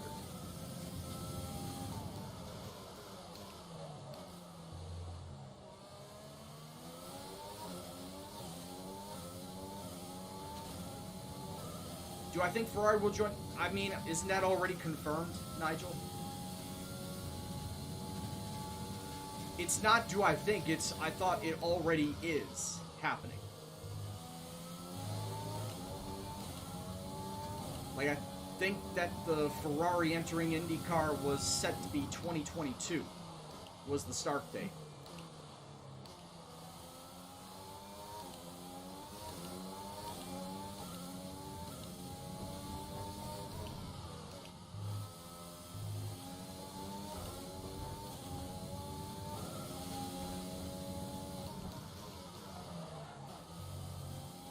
Yeah, can you check reference on that? Because, like I said, I thought it was a done deal. Ferrari's getting into IndyCar. Obviously not next year, because all the teams have been announced for next year, but I thought 2022, Ferrari was making an appearance.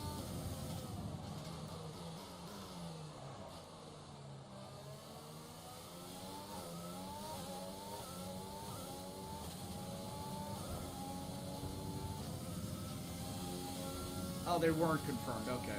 Yeah, but yeah, there have definitely been heavy talks.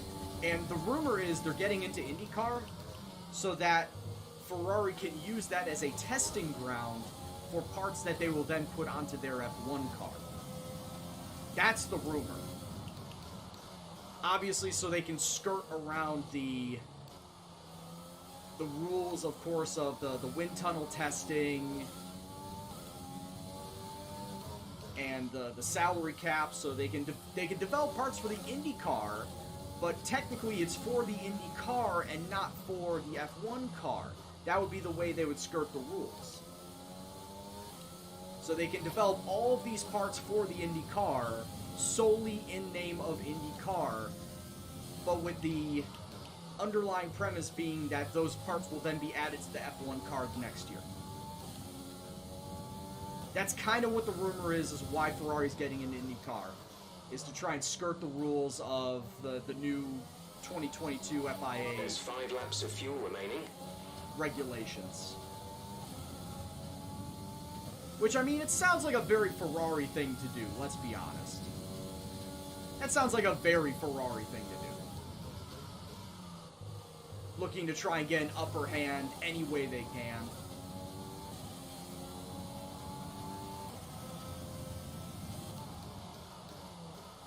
Yeah, 20, that's what I thought. Yeah. Like I said, that was the date I was looking at in my previous findings of it. And like I said, it syncs up perfectly. That's the start of the new regulations for the FIA and F1 and all the way down. So why not develop an IndyCar team so you can use it as a testing ground for parts that you can put onto your own IndyCar or onto your own F1 car under the guise of IndyCar. It's fucking genius. It's fucking Ferrari. That's what it is.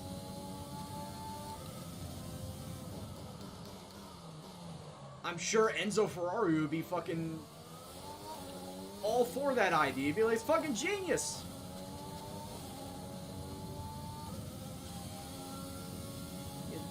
tilt his nose at the FIA regulators, the FIA officials, by doing this.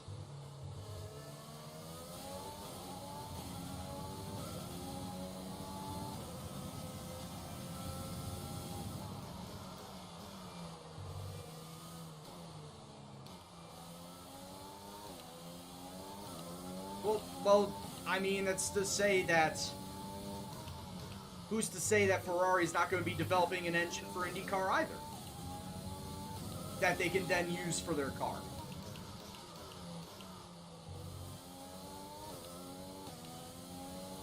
I think Ferrari think they're so slick by doing this, but I'm pretty sure a lot of people haven't figured out as to why they're doing this. Why they're getting into IndyCar in the first place. Like, oh, they're continuing a long tradition of former F1 manufacturers getting in, like McLaren and Brabham and all that. Nah, they're doing it solely for their own benefit. They're not doing it to raise the level of notoriety for IndyCar. No, Ferrari are doing it for their own damn benefit. So that they can have a leg up in creating their parts for their car for F1. Yeah, Weasel, it is difficulty 95. And as you can see, not having a fun time. But then again, that is the challenge of driving a Williams. You're not going to be the best. You gotta build your car to be the best.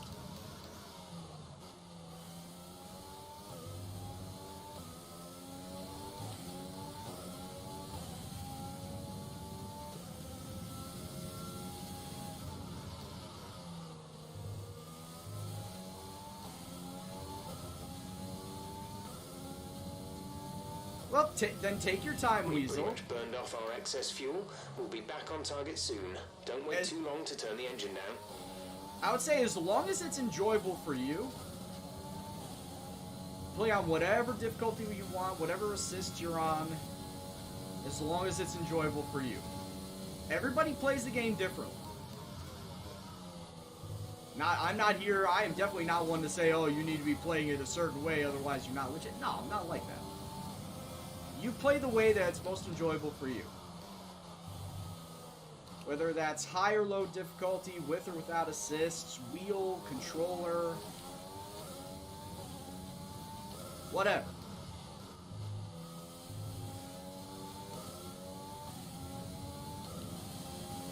Hey, what's going on, Duck? How you doing, bud?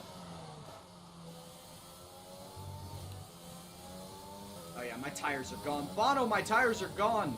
No, they're not. They're only a quarter used. Bono, they're gone! Do not talk back to me, Bono.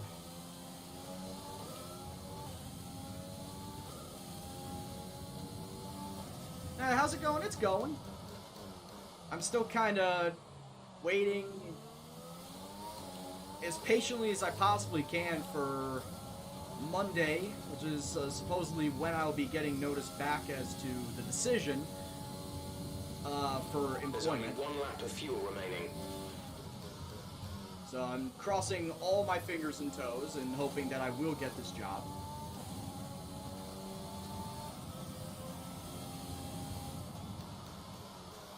Not me.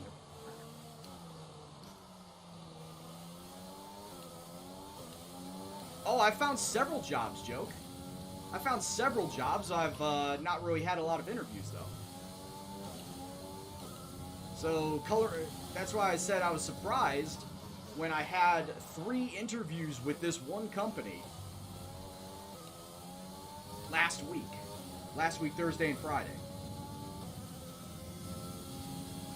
So no, I don't have a job yet, but I've had 3 interviews, and I'm just crossing all my fingers and hoping that I am the guy for them to help them out. I really thought this year was actually going to be my year. And then 2020 kicked me square in the teeth and jumped and said, nah-ah-ah. You are not going to be happy this year, Brian. You had a very nice job. We're going to take that away from you, a little thing called COVID. You had a nice relationship. No, we're going to make her a bitch. And an untrusting bitch at that. So, That's the end of the race. We'll see you in Parc Ferme. so yeah.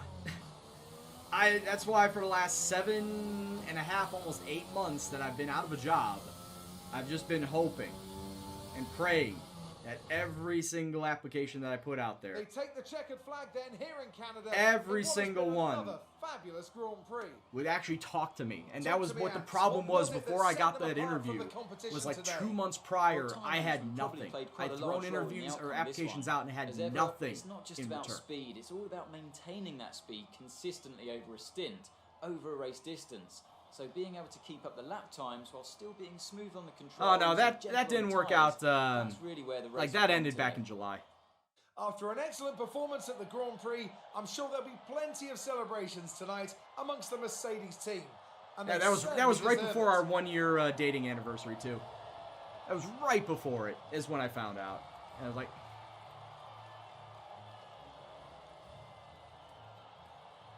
so yeah, shit happens. It's not like I haven't dealt with it before, but shit happens. So then, it's time to see how this result affects All right, where did everybody finish up? Hamilton, Bottas, Leclerc is your top three, if you didn't notice that from the cutscene. Then we got Ricciardo, Verstappen, Vettel, Perez, Ocon, Norris, and Gasly round out your top 10. Drivers' Sainz, Championship. Albon, It's a great Kvyat, result for Lewis. Russell, Giovinazzi, myself, Magnussen, Raikkonen, Grosjean, and Stroll. And yes, even with the 3-second time penalty, I was still far enough ahead of Magnussen to keep my 16th spot. Yeah, what? Yeah, I know, right, Weasel? Hamilton, who moves further ahead at the top I mean, of the table. take After a look at the standings and tell me if Lewis Hamilton wins LOL isn't a thing in this game. Yeah, Mercedes are pretty overpowered, but as to be expected, it's Mercedes. I mean, just take a look at the points. 39 points ahead of Bottas, 43 ahead of Leclerc, and it's a bit of a drop off there between Leclerc and Ricciardo. So it is. incredible what it is. day of racing. Who was your driver? It does make sense. Weasel, thanks for the follow, man. I hope that you are enjoying yourself this evening. Okay. But yeah, Max Verstappen and I have a rivalry. We have a rivalry on paper. We don't have a rivalry outside of that because he is obviously just going to straight up beat me at every single turn. Think the crash hurt Albon's chances at all? Oh yeah, Albon does not have a seat for next year. Absolutely not. And here's the thing. Sergio Perez says that if he doesn't get the Red Bull seat, he's going to take a year off, if not retire. I find that very hard to believe because I'm pretty sure that somebody is going to want somebody like Sergio Perez. Somebody is going to take Sergio. He's just that good. I mean, compared to Lance Stroll, Sergio has more points than Lance Stroll this year. He's been driving better. But Lance Stroll, of course, has the seat because it's his daddy's team. It's daddy's money. Daddy's money says whatever daddy wants. So that's why Lance Stroll has a seat. As far as who is going to get that seat in for Red Bull, it's probably going to be Nico. You're assuming it's going to be Nico Hülkenberg, right? Because it really has come down to those two drivers. It's either Nico or it's Sergio. And my mind is kind of leaning towards Nico. Because Nico has said he's wanted to come back to F1. And he's shown that he's had some decent races with Racing Point when he was called upon. So I think that it's fair to say that he is going to get that seat. That's what I personally think. What do you guys think? Chat, what do you think is going to happen to the Red Bull seat? Because let's be honest, Albon's not coming back. Who do you want to see get that seat? Do you want to see Sergio Perez or do you want to see Nico Hülkenberg? You want to see Hulk at Red Bull? I mean, like I said, it's kind of looking like all signs pointing towards that. It's been real quiet. Well, you never know. You never know. But personally, both of them, with the way that Sergio's been driving this year and with how Nico has been when Sergio is out with COVID, I just think that both of them deserve an F1 seat. Just unfortunately, at this point in time, that there is only going to be one open seat. And I know what you're going to say. Well, what about potential of Daniel Kvyat? Daniel Kvyat could be out of AlphaTauri. Well, knowing that AlphaTauri, of course, is a subsidiary of Red Bull only really promotes their own academy drivers. And the thought is if Daniel Kvyat is out, they're going to bring in Yuki Tsunoda. Because, of course, Red Bull driver, Yuki is also, top 5? I think he's like 5th, 6th in the F2 standings right now. So he's not a slouch by any means in the F2 series. Not a slouch of a driver. But you got to think that they're not going to bring in anybody from outside their organization or their academy to fill that spot if, in fact, Kvyat leaves. So that's why I'm thinking that it's probably going to be Nico at Red Bull. It's probably going to be Tsunoda at AlphaTauri. And then what do you make of Sergio? Because unfortunately there isn't any open seats unless something happens at Williams, and which forces George Russell out of a seat. Because once again, it's Nicholas Latifi's dad owns the main sponsor of Williams. They're not going to get rid of his seat. You would think that the off chance that Sergio gets a seat, it's at Williams. The off chance that he comes back, it is going to be in Williams.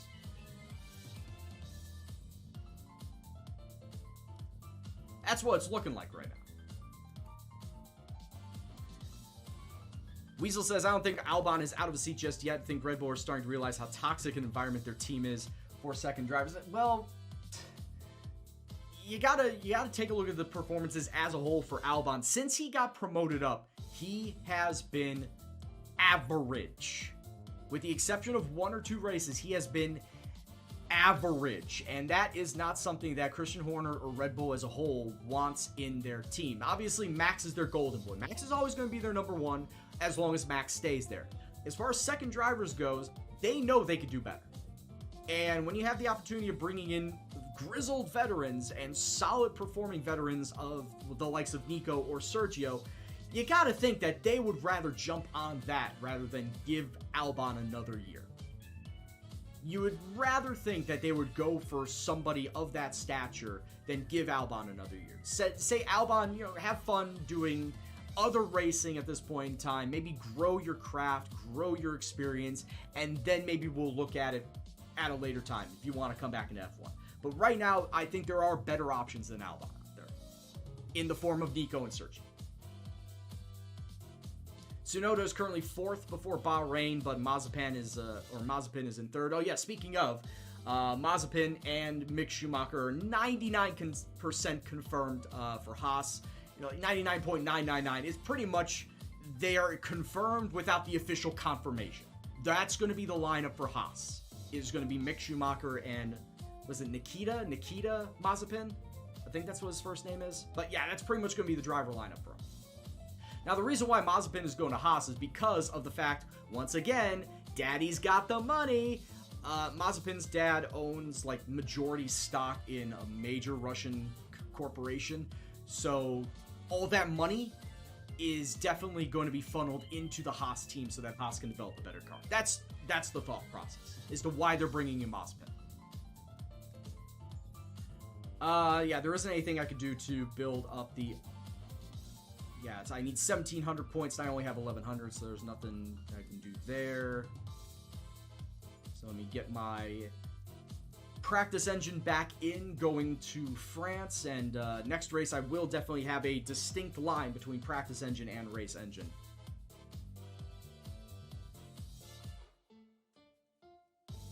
Callum Ilott would also be considered for an F1 seat. Yeah, who was it that was brought up for testing a couple of races ago? It was Schumacher. It was Schumacher and Ilott, wasn't it?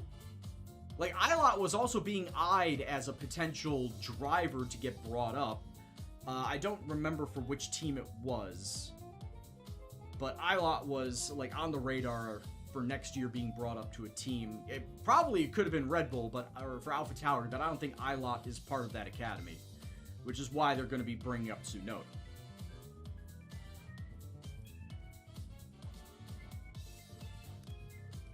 Alright, so we're good with that. Let's cross our fingers and hope the suspension geometry actually gets built out, and it does. Our new parts have been completed without issue. They'll be on the car ready for the next race weekend.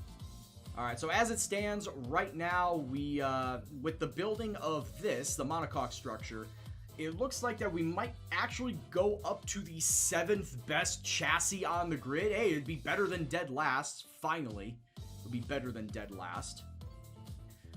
See, here's the thing, Doggy. I don't like the flow of Paul Ricard, but it and Sochi are the 2 tracks that I win at the most.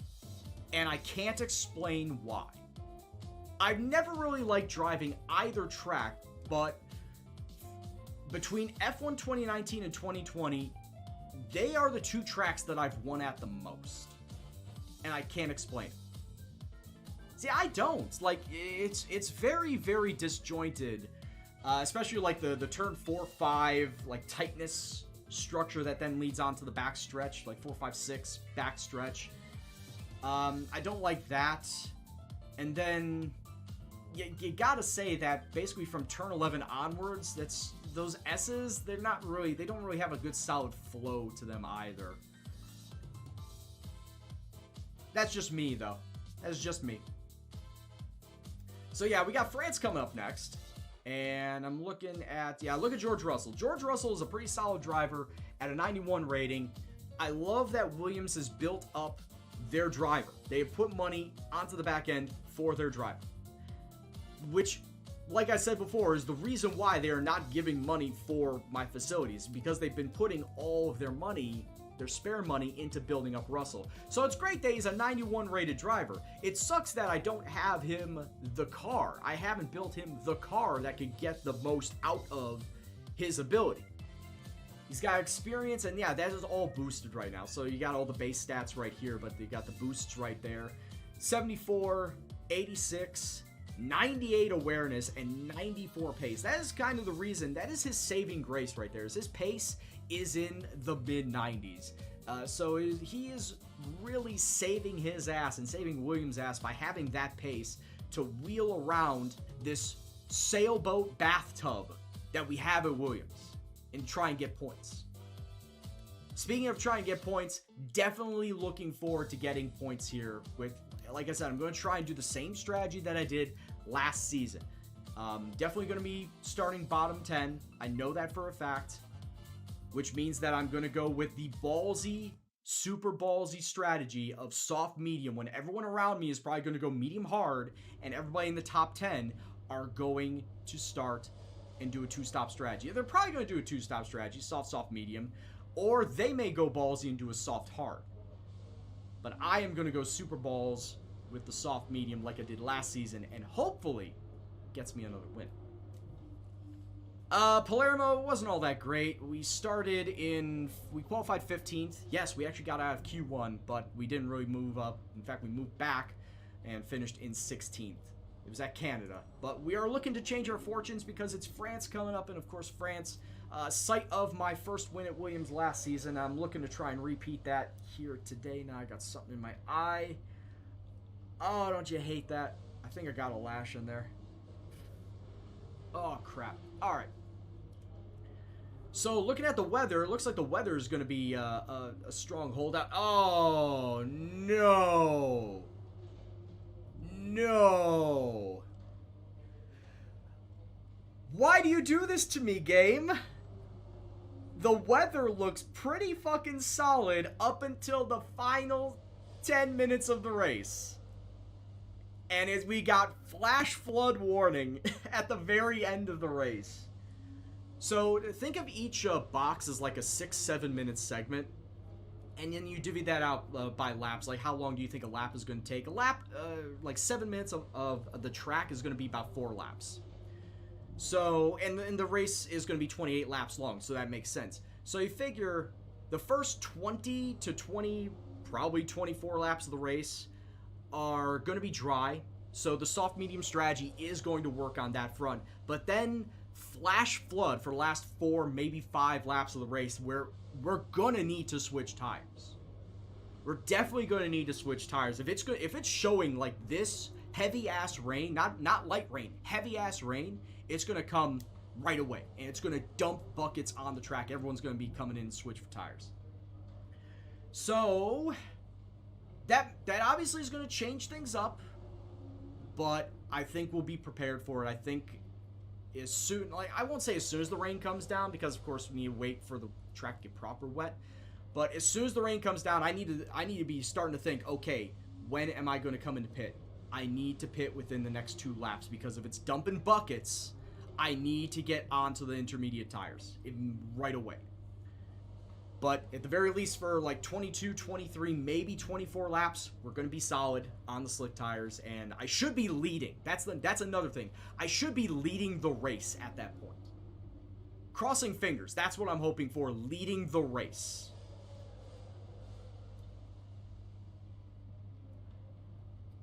No, it's not going to be 10 minutes after the race. That's going to be like right there, like within the last 3-4 laps. Is that monsoon coming in? That's that squall coming off the Mediterranean, because I believe Paul Ricard's in the south of France, like near Marseille. So that's that squall coming off the Mediterranean that's just going to dump a fucking torrential downpour, summer downpour for the south of France. That's what it's going to be. Carl probably mentioned the new parts that have come in from the factory. Well, they're all fitted and good to go. I hope they do the trick. Alright, now the question is, what is the new setup for France? Now, I'm very curious as to what the setup changes are that Sarantia came in with. So he says 2.7, not 3.7. Okay, we'll do that. And drop it down, was it 50-60 for France? Oh, 50-65, excuse me, 50-65. Suspension geometry, I think, is the same for everything. It's going to be a -2.5, -1.8, front and rear camber. Front and rear toe stay the same at 0.5 and 2.0. Suspension, 1.11 for rear suspension. That is much, much different than what was originally there. Front anti-roll bar down to 1. Rear anti-roll bar down to 3. That's why I'm going to save this differently. Yeah, I'll do it after the race, bud.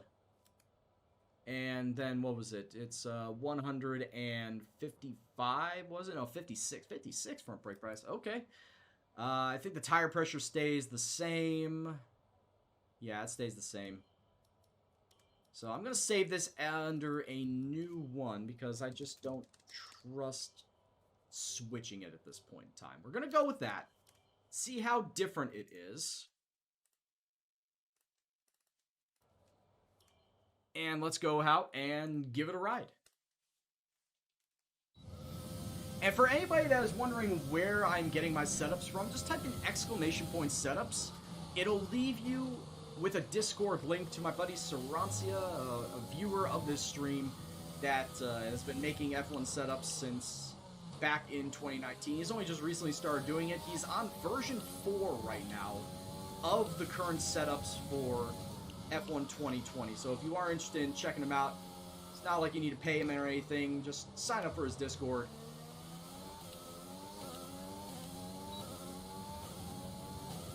Like I said, !setups, that is plural, SETUPS.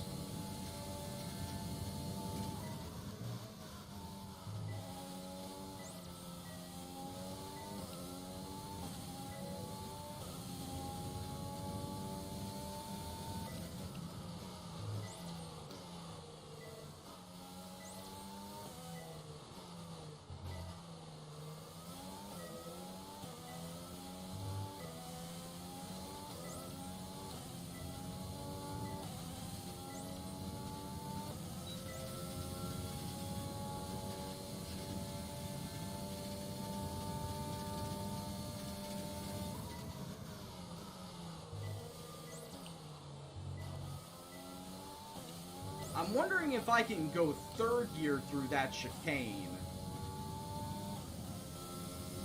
Because I think that dropping it down to second gear might be a bit too much as far as the wheel spin goes. As far as the rev limiter goes.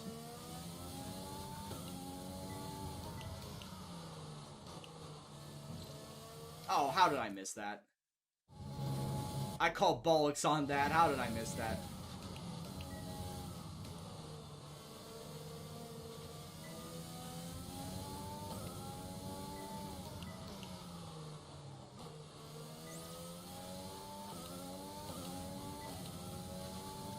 Gotta do better at coasting through that turn.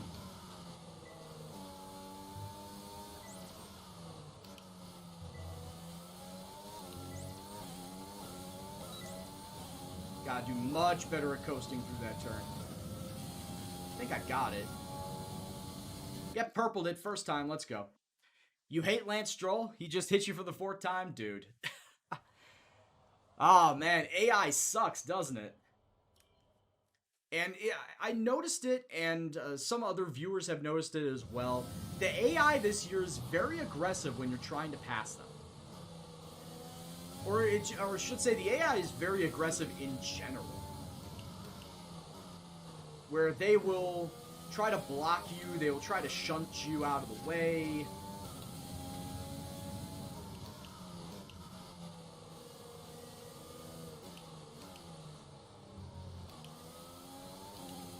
Like, the AI is not kind. The AI is not kind at all in this year's game.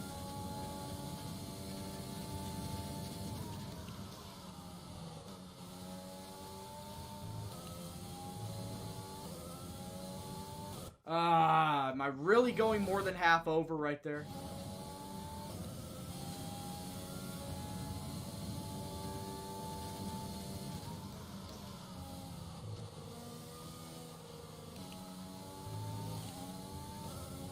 But I stayed on the rumble strips. It's not like I was riding along the blue.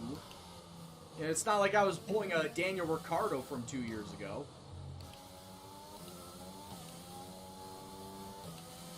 Or was it last year where he made the pass on the outside of the white line over here? Is it either last year or 2 years ago? I can't remember. The only reason why I know that is Drive to Survive.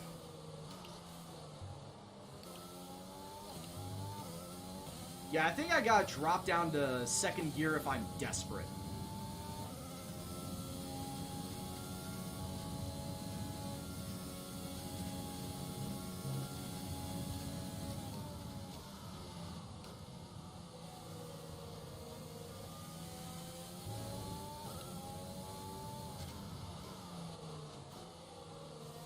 Only if I'm desperate, probably drop down to 2nd gear. Just so I can get that wonderful wheel spit.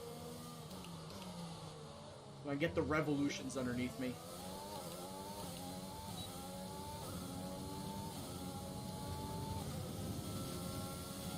Oh.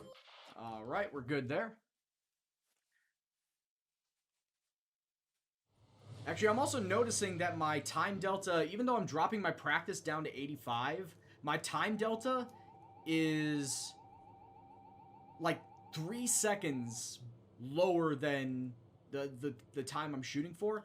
I think that may be because my car is getting better. It could also be that my driving is getting better. I don't know, but at the same point in time, probably think that I should move my practice difficulty up. If I'm soundly beating the time deltas for all these practice programs, then I should move my practice difficulty up.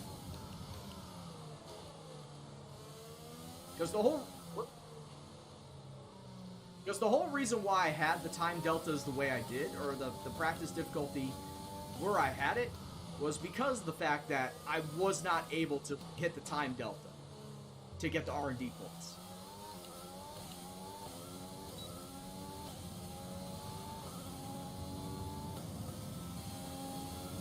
So I think now that I can, it'll probably be in my better interest to raise the practice difficulty up. Maybe up to 90, I don't know. Probably would be for the better.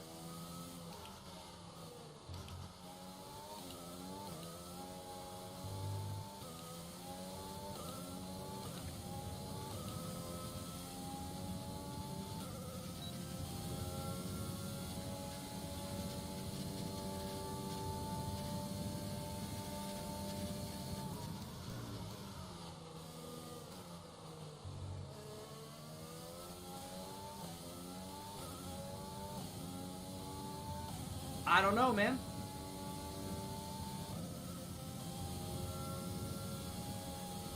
I wish I had the answer for you, I just don't. Yeah, as soon as I went over that line, I knew I wasn't gonna get it.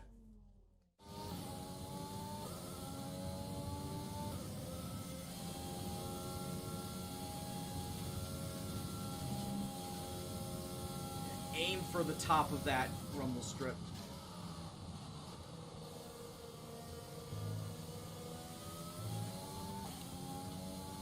Pretty much on every part of that turn, aim for the rumble strip, the top of it.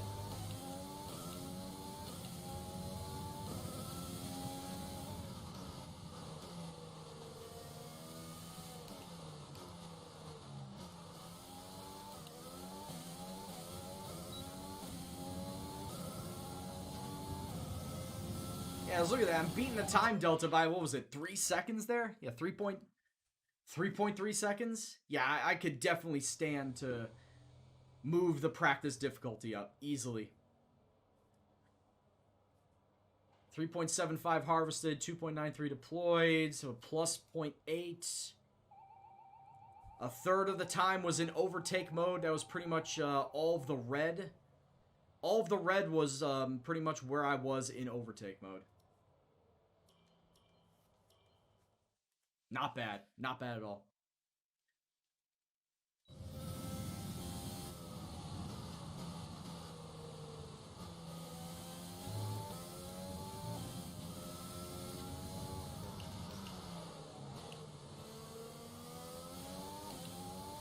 But given everything that has been announced for next year, driver movements and whatnot, of course, Carlos Sainz going Ferrari, Sebastian Vettel going to Racing Point / well, it's Aston Martin. Let's be honest here. It's going to be Aston Martin next year. Fernando Alonso going to Renault, a.k.a. Alpine. What is everyone's thoughts on what the next year is going to look like? I know it's the too early to call, the too early to tell prediction show. What is going to happen in F1 next year? Do you think that is pretty much going to be the Hamilton show? And he's going to get the driver's title to eclipse Michael Schumacher finally so he can have all of the records that Michael used to own? You think he'll get that 8th driver's title?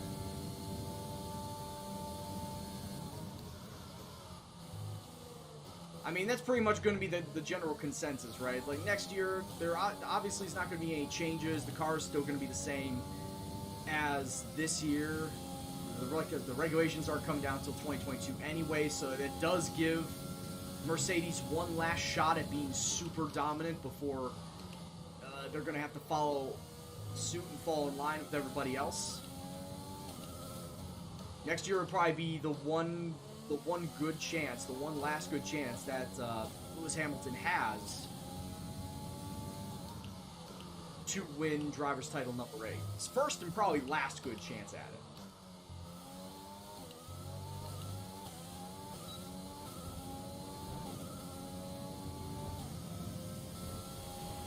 Okay, test complete, and that was a very... Dude, that would be something, wouldn't it? Haha. Sebastian Vettel, hey, given what has been going on, Jazzaboy, or we'll probably say Jexaboy. Thank you very much for the follow, dude. Hope you're doing well. Hope you enjoy the stream. But yeah,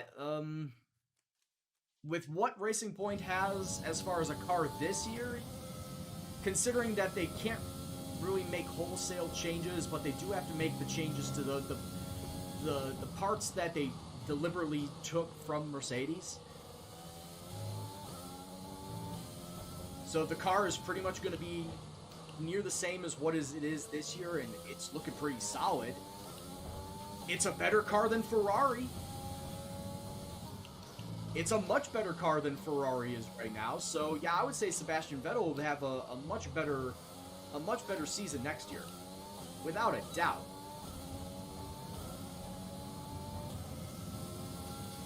Yeah, how do you pronounce it? All the same, thanks for the follow, dude.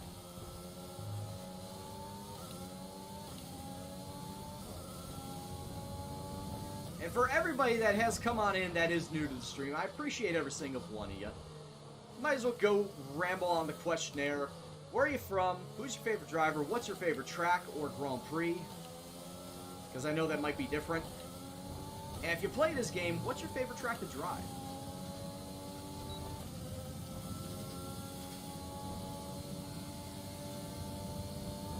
Well, yeah, Racing Point is pretty much Merc Light.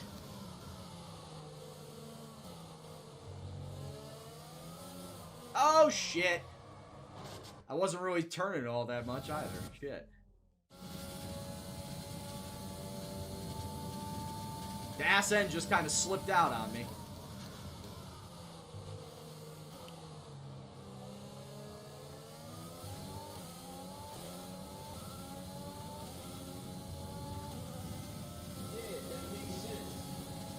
Klingon, thanks for the follow, man. And you're probably right. He is surely the one guy that everybody talks about every single year, especially when it comes to,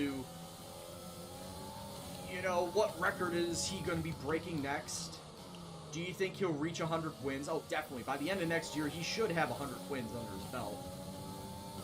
Which, when we all saw that record that Michael Schumacher had, no one thinking it would ever be broken, not even by an early, young Lewis Hamilton,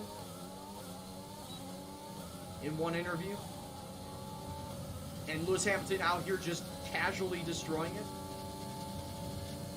Yeah, I think whatever the final tally is when Lewis retires, it's probably going to be untouchable.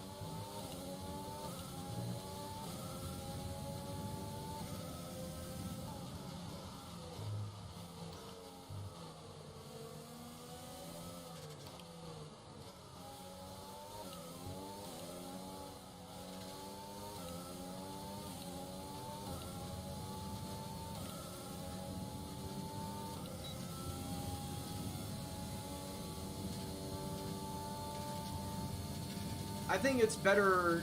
The question is, who do you think is going to adapt to the new regulations when they come down in 2022? That's going to be the test of the teams, is who is going to adapt.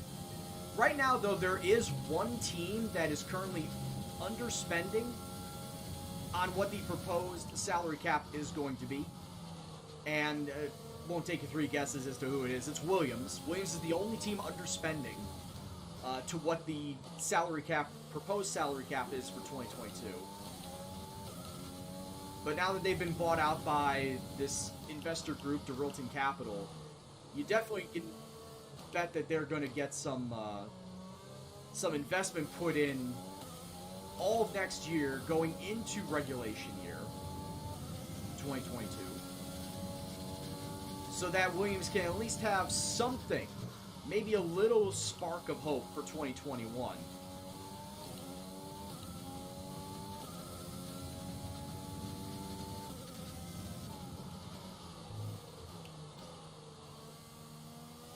Because honestly, that was the one thing that Williams kind of needed.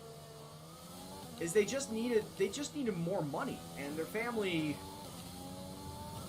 Frank and Claire, were just not getting it. Whether it's through sponsorships or other broken deals that they couldn't have. But now that they have this investor group, they don't really need a lot of sponsors. I mean, they'll still take Sofina. They'll still absolutely take Latifi's dad's company as their main sponsor just to get some more money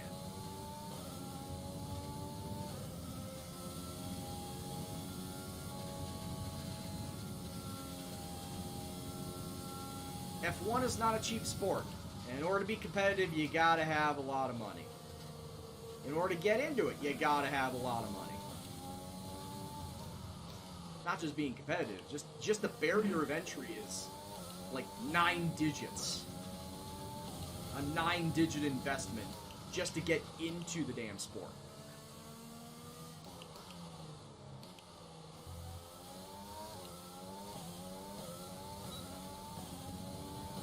I was only going to do 3 laps this time around. Yeah, I don't need to do all 5. Yeah, what's going on, Daniel? I think the problem with Williams is that they keep on taking in paid drivers like Latifi. Well, to be fair, they need to take on those paid drivers. Yeah, that makes sense. Because they need the money. That's why. Rob the Goldfish, thanks for the follow, dude. Hope you're doing well. Hope you enjoy the stream. All right, so we are officially done with practice, and I am not going to be practicing the rest. I'm not going to do FP2 or FP3. Like I said, I'm comfortable with the track. I don't like the flow, but I can drive it. As much as I don't like the flow, I can drive it pretty decently. So we'll just move on. Let's get into The qualifying. session has drawn to a close, so let's review our top three. Oh, Latifi is not fast. Oh, no, absolutely not. I agree with you there. He's the worst in terms of speed on the grid. Compared to Russell, who's unfortunately most certainly going to leave for Mercedes, yes. Whenever Hamilton or Bottas decide to leave, or whenever Hamilton decides to retire, Bottas decides to leave, which, to be fair, I don't see him leaving. I think that once Hamilton leaves, Bottas will get promoted to driver number 1, and then they bring up Russell. But regardless, whichever one leaves, they're bringing up Russell. Because Russell is young, he's in their driver development crew, he's talented, you get him right away into that solid car, and you're going to see him produce. Like, honestly, maybe a bit too pressure-filled, but I think that if you get him in that Mercedes, he should be getting top 5s, like, right away. With how he's been able to manage driving around the Williams sailboat, the bathtub sailboat, you would figure that he should be getting points definitely top 5. Top 5 is obviously the target for him every single race. But then again, he'll be going into Mercedes after those 2022 regulations come down. We don't know how the landscape of F1 is going to change. We don't know how the teams are going to build their cars out, which teams are actually going to get better, which are going to get worse. We don't know. We absolutely don't know. But what we do know is that George Russell does have the talent. He does have the potential. He just needs a better car. I mean, that's pretty obvious. He just needs a better car than what he's got at Williams. Where am I in the constructors? Oh, we're shit. We're 8th. We only have 7 points. This is also Season 3, by the way, Daniel. I don't know when you went away last, but we're in Season 3 now. I'm going to get a brand new, never-before-used engine for this qualifying run as well as the race, just so I don't have any breakdowns or anything. Oh yeah, that's right. I guess I probably should have ordered a brand new practice gearbox, but whatever. We'll get that for the next race. Alright, driver level up to 95. Solid. And skip practice. Let's get ourselves to this qualifying race.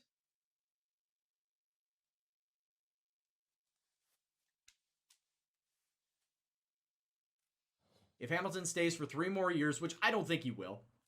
Firstly, I don't think he will, but if Bottas does do you think Russell will be patient until 2024 or look outside the Mercedes program? That's a good question. I think that he is going to be patient because I think the premise of driving for Mercedes and driving in the Merc car is what is driving him right now, personally. Slow progression. Dude, there was no progression. There was no progression. Everybody, every team stayed the same. So it's not like I could have made a leap up. In fact, the facilities for aero and chassis stayed at Spec 1 until 2 weeks ago. In-game, until 2 weeks ago when they finally decided to level them up to Spec 2. And now I'm finally building the chassis and the aero out even further. But unfortunately, after Austria, I've got to hold. I've got to hold down because of the fact that I need to save my R&D points for the regulations that come down at the end of the season. So I have, I have 2,400 points right now. And I said I was going to build one more thing out before I said I'm done, I'm going to save my points. And that's this, the front wing gurney flap, 1,700 points. It doesn't matter at this point in time. We'll just, normal development it. But yeah, I've been building out the chassis. I built up this ultimate thing. Like, that was immediately the first thing I did as soon as Spec 2 came out. I built this up. This is currently in the middle of being built. And yeah, like I said, after this, I've got to hold. Just because I don't know what regulations are coming down by the time the Russian or US Grand Prix, or hell, even the Mexican Grand Prix potentially, if it goes that late. I don't know what's going to happen. But I will say this, if for some strange reason there are no regulations that come down by the US Grand Prix, I am going to go on a building spree. At the very least, I'm going to build 2 things from each of the aero and the chassis just so I can get that ready for Season 4. For definite, for certain. I will build that shit out. You bet your bottom dollar I will build that shit out. Alright, let's get into qualifying. Almost half it. Yeah, dude. Longer than that because, honestly, the aero and the chassis were not touched at all until Season 3. They were default until Season 3. The AI kept spending their money on George Russell to make him get better. They spent it all on leveling up everything of durability to Spec 2, for whatever fucking reason. And then they put money into the powertrain twice when I only needed them to do it once. So they just wasted money on all of these extra bits that they definitely did not need to do. Especially the durability, which was just, oh, fucking horrible, man. They kept building up the durability, and I did not want them to do it.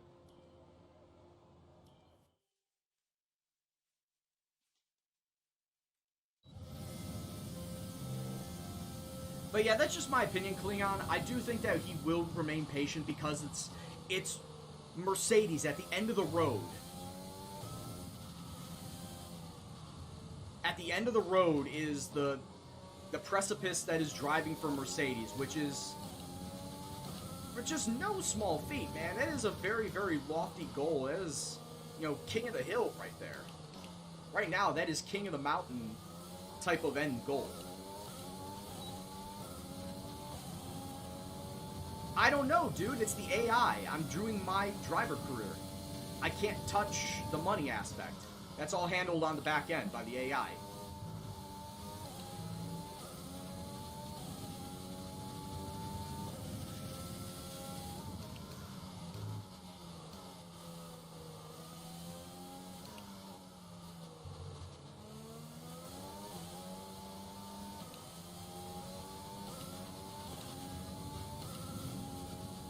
And actually, Williams have one of the worst durabilities on the grid. They have the best powertrain, or second best powertrain on the grid, but they have always had the worst durability.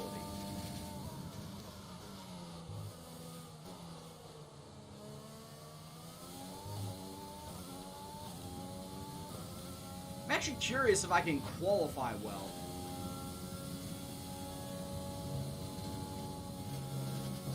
Well, not if I deliberately go over those rumble strips.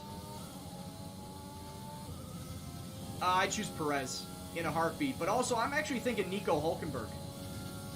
If I'm going to be honest, I think Nico Hulkenberg is going to be Red Bull's guy.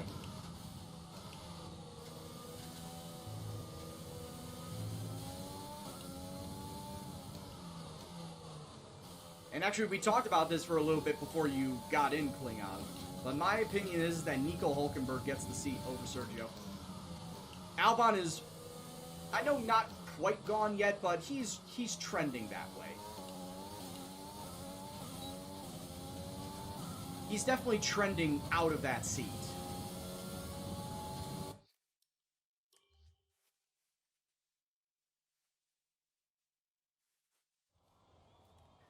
That was actually a really shitty qualifying.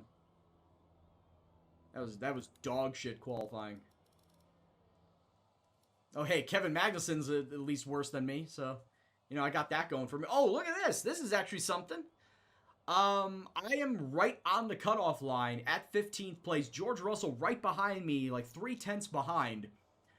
But I am not safe. Like, I am by no means safe in this position. I want to get a faster time, and I know I can get a faster time after spinning out in a couple of spots. Or wheel spinning in a couple of spots. So, I think I can get like another 10th, maybe 2 tenths faster. Mr. Oscar, thank you very much for the follow. To the car during a pit stop, you can tell me what you want over the radio. Press and hold the radio button to activate the system, and you can either speak the command or select it manually from the radio screen that will appear on the multifunction display. While the radio is active, cycle through command groups with the MFD button. Red Bull cars are built around Verstappen. Oh, just like the Ferrari cars are built around Leclerc. You know that rumor? That's not really a rumor. I think that just Red Bull does not like their second drivers to begin with. But if they get in somebody like Nico or Sergio, they will take it a lot seriously.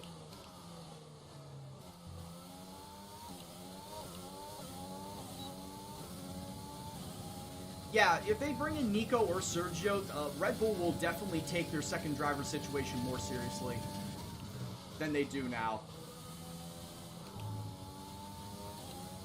That is for certain.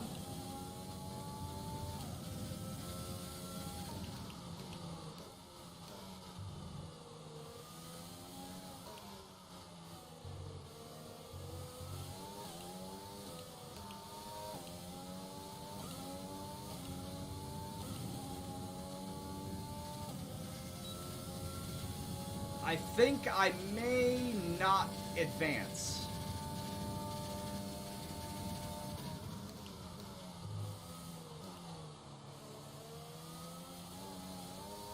Well, not once again, not when I spin out like a shithead. Got Spinny McShithead over here.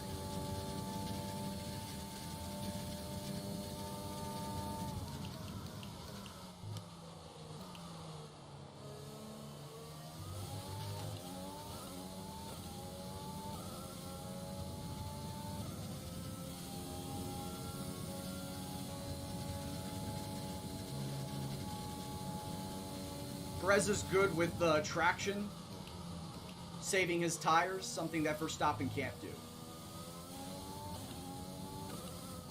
Well, I guess that's why Christian Horner is making the decisions for Red Bull and not me. Because he could be looking at that, absolutely. That's not something that I took into account.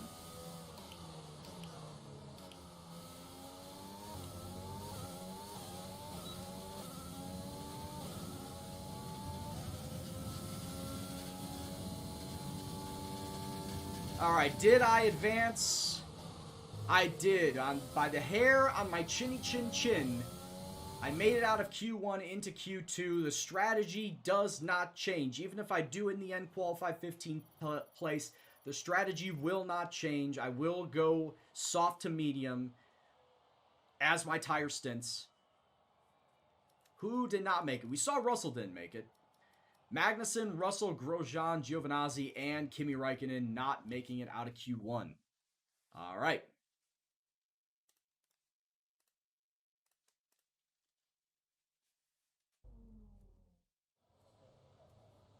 There might be a reason to tailor the car more into his favor. What, just because he's an aggressive driver, they want to tailor it to make sure that he can get the most out of the car? Or continue being aggressive, really?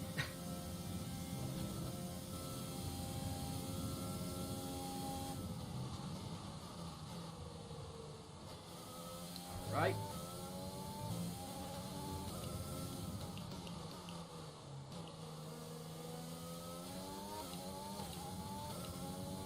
He complains quickly.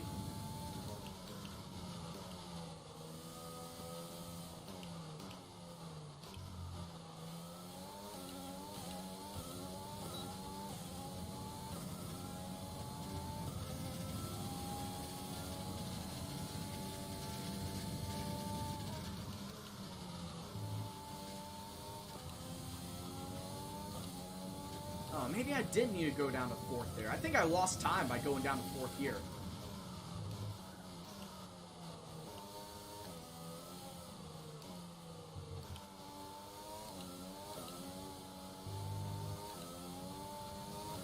Yeah, that makes sense. Also, I'm pretty sure I don't need to go down into first gear, not while I'm on the qualifying run. Yoni Bear, thank you very much for the follow, dude. Hope you're doing well. Hope you enjoy the stream.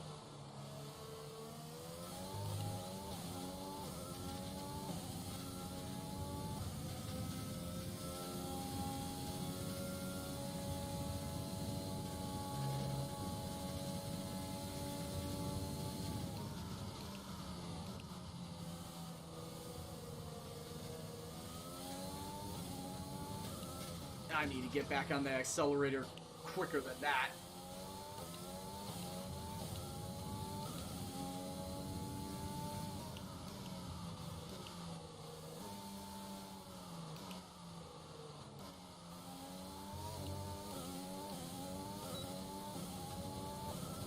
Also, is there a reason why Helmut Marko is still head of the team, or what?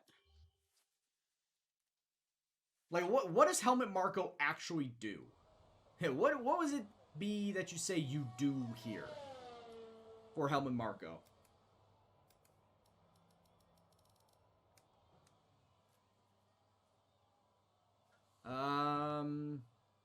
Okay, I'm 12th place right now. That's actually a lot better than I thought I'd be, as far as a starting position goes.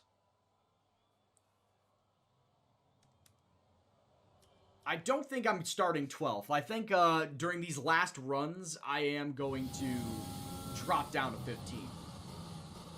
But hey, if I can get a solid run going in.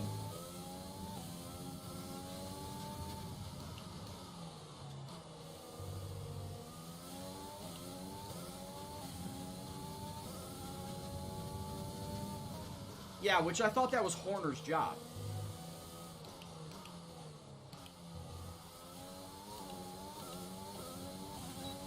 Shows how much I know, though.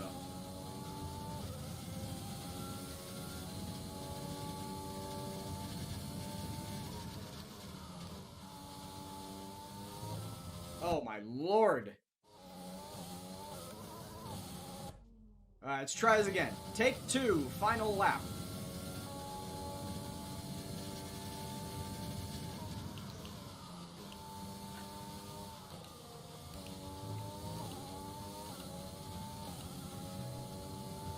Turning it too late again.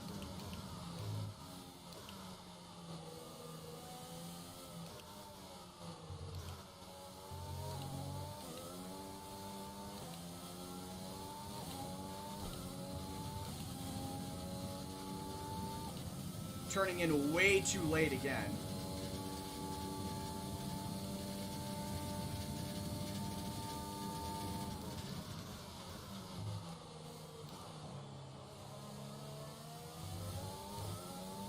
Yeah, I'm just having an absolute shocking time here.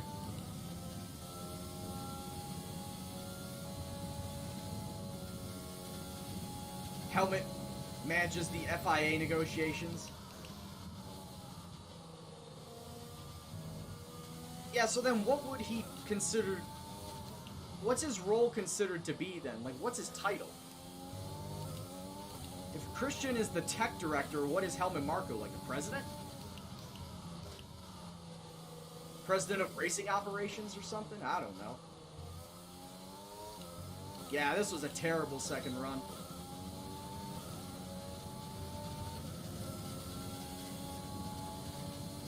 Will I start 12th or am I dropping down? No, I am actually starting 12th. That's actually a really good spot. That was a lot better than I thought I'd be. Not gonna lie. Why am I in driver's POV? Because I'm racing. I'm using a wheel and pedal setup, and really there's no reason for me to do any other view. It just feels weird for me to do any other views. I'm also coming from iRacing. If you've never heard of that, it is a racing simulation. iRacing.com. It's like a racing MMO, but they force you into only driving from driver's perspective. There is no other camera view. The only other camera views there are on the replays of the races that you drive, but you are stuck in cockpit view, and that's how I learned to drive while I was here at my computer. I've not done it any other way, and personally, I wouldn't have it any other way. Gets me used to driving in this cockpit view. And I know what you're also going to say, oh, what about the field of vision? What about Halo Pillar? It doesn't bother me. It really doesn't. I'm used to driving it. In fact, one of the Indy cars, the newest model Indy car, has the aero screen with its own Halo Pillar in it. So I learned to drive with having that, 3% of my view obstructed right down the middle. 3%. Big whoop. I'm looking to the left or to the right the other times. It's not like I'm always looking down the middle. I'm constantly looking to the sides. So it doesn't bother me, no. And I've learned to drive it. So Lance Stroll, Kvyat, Perez, myself, and Pierre Gasly all out of Q2, which means your top 10 in no particular order. Hamilton, Ricciardo, Sainz, Norris, Ocon, Bottas, Albon, Vettel, Verstappen, and Leclerc. Obviously, we're going to say that the Mercedes boys are going to be top of the grid. We'll just wait and see. All right. It's because it's something in my face. That's why I get a lot of. It's like, There. why do you I'm like sure something you're that is pretty happy blocking with your field of that. vision? Well, that's the thing. It's not. What was the secret of your 3%. face? 3% of the vision is being blocked. It's like the Barack Obama meme. It's like I don't get it.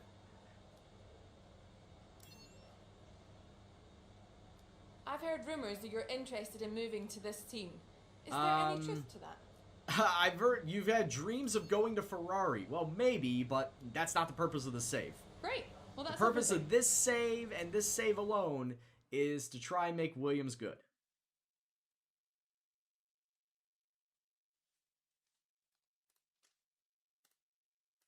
Whole purpose of this save is to try and make Williams a damn good team. And, well, I'm doing as best as I can. I can't really say that it's been all that great, but I'm doing as best as I can with the resources given to me. Oh, excuse me. Alright, so we're starting in 12th. And as I may mention before, last season I started 18th here at France, and I won the damn thing by going onto a soft medium tire strat, which I'm going to do here again. Now, as I may mention before, and I will show once again, that we've got weather. We do have weather incoming. Now, last season it was entirely dry. It was partly cloudy the entire race. We have weather inbound for the final. We're just going to estimate 5 laps of this race. We've got weather, and it ain't just your run-of-the-mill sprinkle. It is supposed to be torrential downpour for the last 5 laps of this race. Now, as I may mention before, by this time I should be leading the race. I should be leading. If everything goes to plan, I should be leading this race. So as soon as I get the call to come in, then I'm going to come in. And I know it says heavy rain, I'm going to go on inners. I'm going to go on intermediates. There really is no reason to go onto the wets, especially if the track is not fully wet at that point. I will stay on the inters and ride that out for the rest of the race. So, let's hope for the best. And let's get into the race. Danny, that's what I'm doing. I'm going soft medium.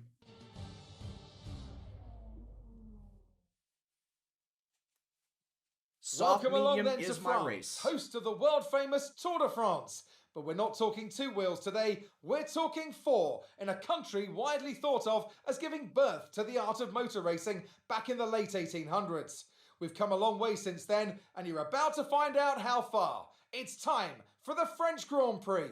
6 lefts and 9 rights give us a total of 15 corners here at the Circuit Paul Ricard, and a lap covers an overall distance of 3.6 miles.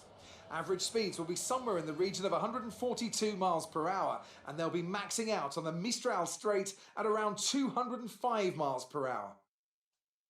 Oh, I could go faster. It's time to take a look at our starting grid for today's race. An immense lap from Lewis Hamilton yesterday puts him on course. pole position, and Valtteri Bottas will line up alongside. Looking at the rest of today's grid, we have Renault Ricciardo, 3-4. Ocon, Lando Norris, and Leclerc, Sainz, Verstappen, Vettel, and Alexander Albon. I realized that was a bit too Gasly, loud. O'Brien, Sergio Perez, and Kvyat, Stroll, Magnussen, George Russell, and Roman Grosjean. Giovinazzi and Kimi Raikkonen finishes off the grid. What's my favorite classic car? I don't know. Okay, here we go. I don't really drive the Don't classic let me cars. down. I really don't drive the classic cars. And what was it? It was the Williams, the 92 Williams that was here, like the 87 McLaren. What was it? The 2000s Ferrari, the Michael Schumacher Ferrari. Outside of this, in iRacing, I drove the Lotus 49 and Lotus 79. I prefer the 79 more than the 49 because, having no aero and the wacky-ass suspension on those cars from 67 are fucking crazy. I don't know how anybody drove those cars. A bathtub on wheels with maximum acceleration but no downforce. I couldn't drive those. I'd lose grip every single time. Race director, is everybody going to be starting on the soft? Yep, as I thought, everybody in the top 10 starting on the soft. Everybody in the top 10 probably going to be doing a 2-stop strategy in a normal race. They're probably going to do a 3-stop strategy today's race. Whereas everyone back here starting on the mediums, except for Grosjean, he's on the soft. I, of course, am also going to be starting on the soft. What's going on, Jordan? Am I going to watch the Bahrain Grand Prix if I wake up in time to do it?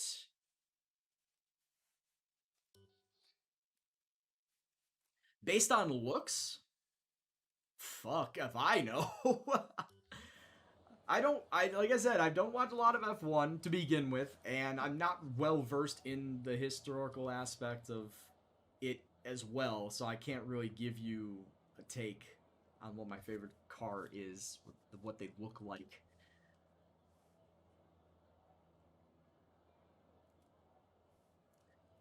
So yeah, this is what we're gonna do. Can I switch this up? It doesn't really matter. So we're gonna go 10 laps on the soft, and as long as we can go on the mediums, obviously it is not going to be 17 laps on the mediums with that rain hanging over our heads. So, do I want to boost up my fuel? If I boost up my fuel, I lose 2/10 right away. 2, 3. If I click it up, I lose 3/10 right off the bat. Okay, so forget that. Not going to touch that. So after lap 10, we're going to be on the mediums, and then until they call us in for intermediates, then I will go on the intermediate tires. So that is going to be our strategy. Let's hope for the best, and let's hope for a win. Starting in 12th, what do you guys think? We got to think points, right? Sitting in 12th place, we got to think points.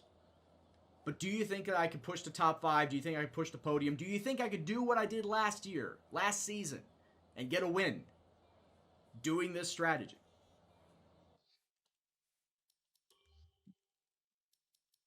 So, yeah, because, oh boy, I would love to get a win. Like, once again, like I said, I don't like the flow of this track, but somehow I do well here.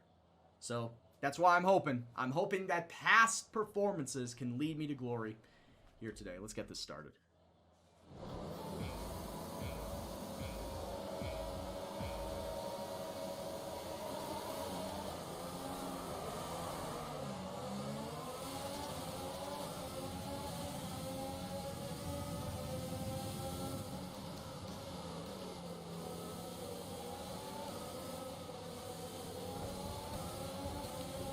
Oh, it is a gaggle.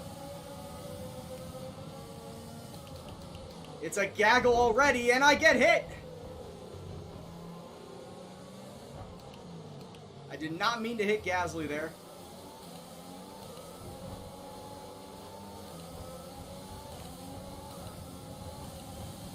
I tried to stay wide of him.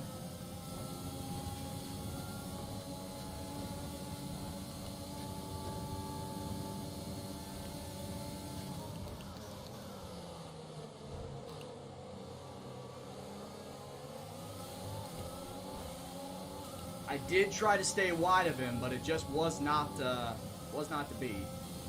Oh, forgot about that.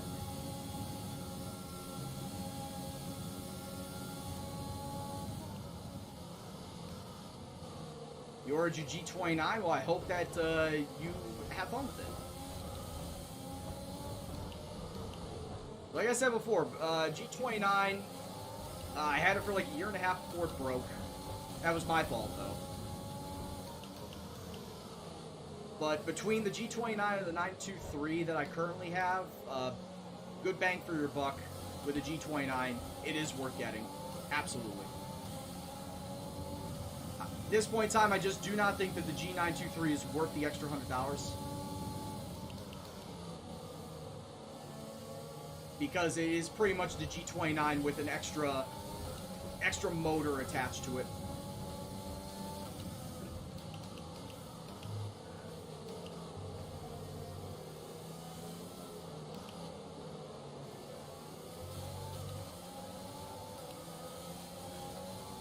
Come back here, Albon.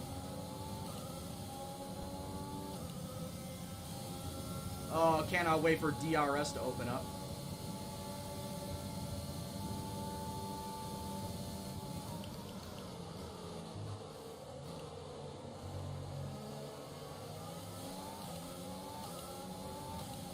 I mean, that's fine if you did, Will. I'm just going from my experience and passing my experience along to you. Unfortunately for me, I was looking for another G29, but there wasn't any in my area, and I needed it because I was streaming that day. I was doing one of my iRacing League races that day, so I needed a wheel. So that's why I picked up the 923.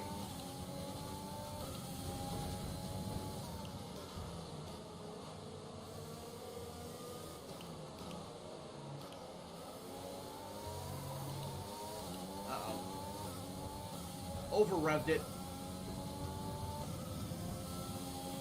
DRS will be enabled. Well, I this think lap. that you're You going to can have fun use with the it when within 923 1 second of the car regardless. ahead and in the DRS zone. I think you'll be fine with the 923 if that is going to be your first wheel. Get the bright shiny new thing right away. I'm all for you getting it. But if you're going from like a G29 to it, then I would have said, nah, you would have been better getting off another G29. You would have been better off getting another G29 in my opinion if you were trying to upgrade.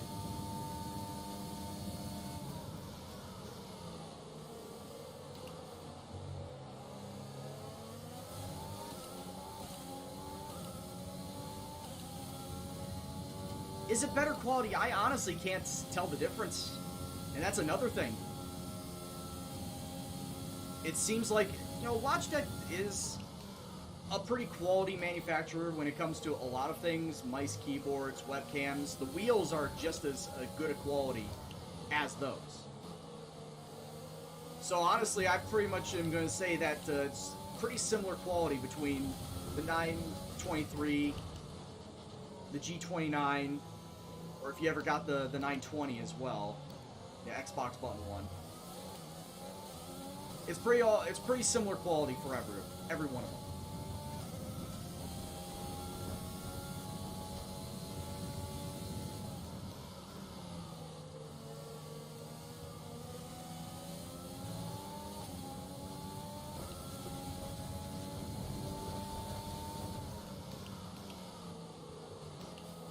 But yeah, I was talking about this earlier too. It's like, do I justify paying an extra $100 for that True Force, the extra motor on the wheel, when the G29 may not have that, but it is pretty much a carbon copy? No, the answer was no. And honestly, if I would have had a G29 in my area, I would have gone and bought that instead.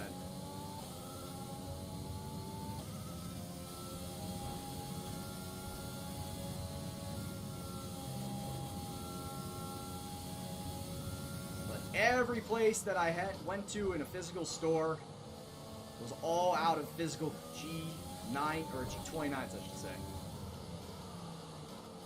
Like I said, I could not wait. I was league racing that night and I needed a wheel, so I sucked it up and said, fuck it, I'm getting a 923.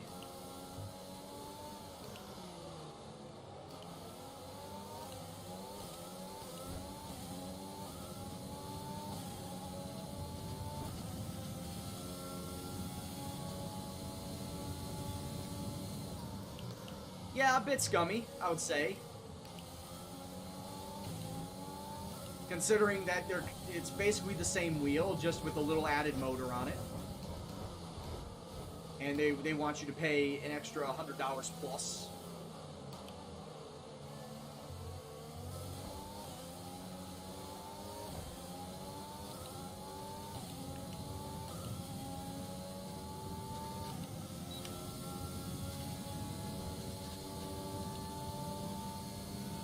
Alright, well at least we're up a spot now. We've been up a spot since the first lap, into 11th place.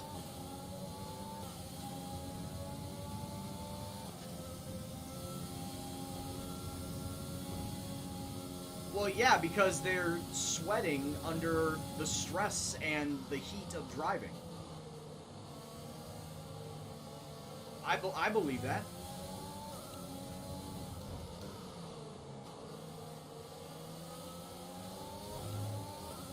the stress of, you know, trying not to die, the stress of, you know, all the G-forces being put on your body, and then the heat of, you know, the engine around you, and the ambient air temperature, and the sun baking down on you. Check your MFD for a new strategy option. Why do I want to change my strategy right now?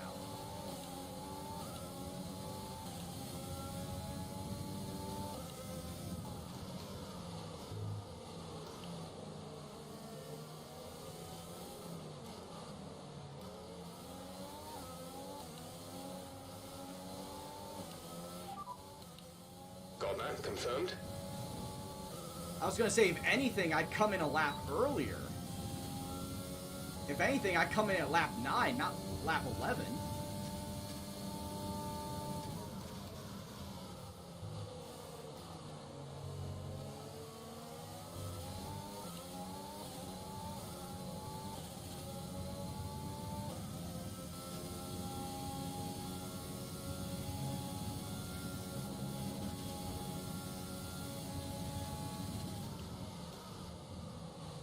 Come on. Bottas lost 3 kilos. I was gonna say, yeah, you can lose that much water weight. And that's all water weight, too.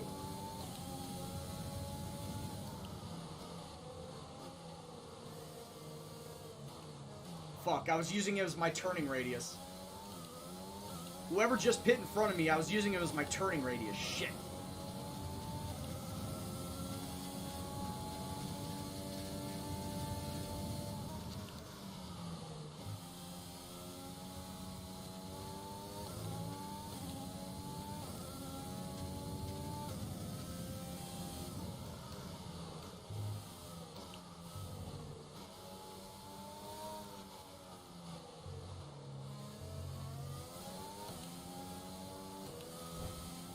Come on. Up in the second, yes, but of course I'm going to be pitting lap 10.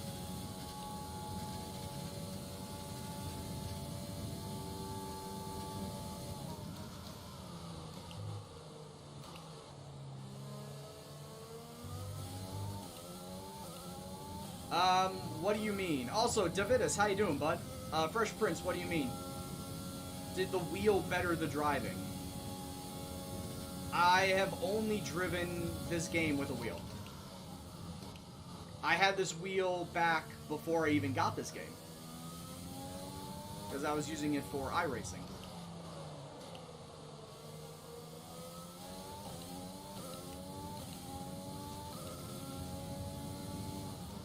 Lose 5 kilograms in 2 hours? Shit. For those Americans, 5 kilograms is like 11 pounds. We're expecting rain in around 10 to 15 minutes. We're approaching the pit window. You'll be on the mediums. This is France. Circuit Paul Ricard.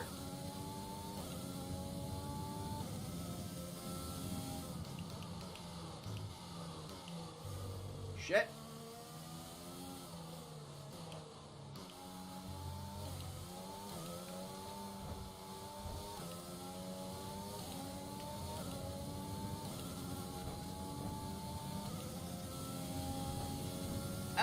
Honestly, Prince, it's not really all that different. Like, the only thing between the 923 and the G29 that I had to do right out of the box was turn up, yes, turn up the force feedback. Because it felt very light right out of the box. It wasn't as stiff as the G29 was. Be aware we expect the grip levels to start falling away soon.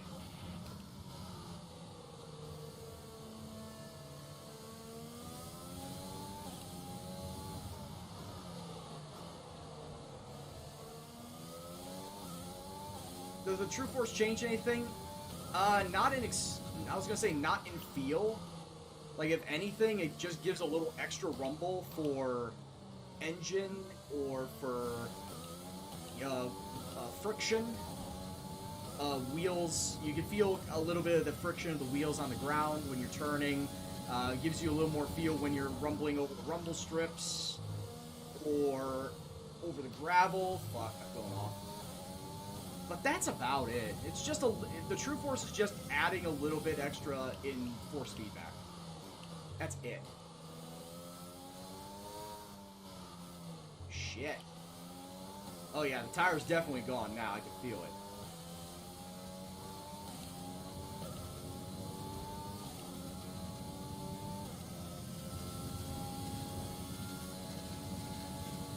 Yes, I am playing on a PC.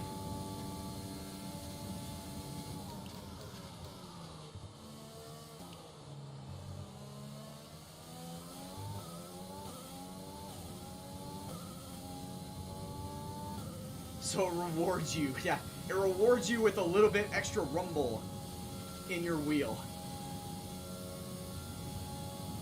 If that's the type of reward that you want.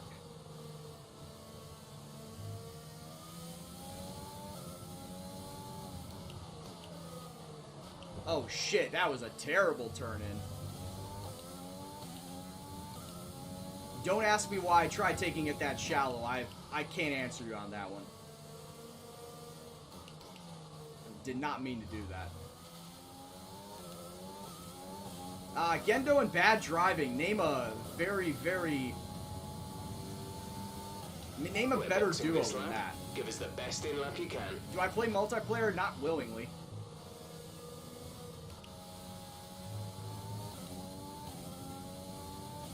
Also, hi Pensoev, since you didn't say hi to me. How are you doing?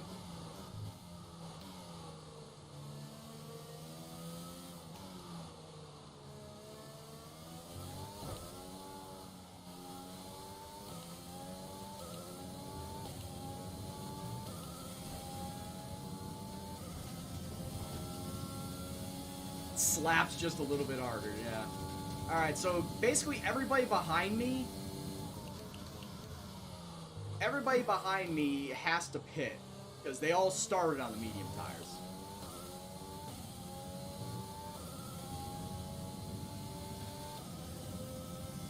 So, what I'm getting at is everybody that is behind me, I think within the first 8, they're all going to have to pit. If I can come out...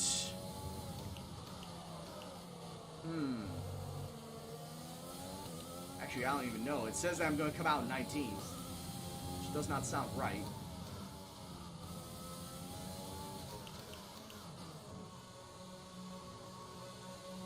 It's 2:23 in England.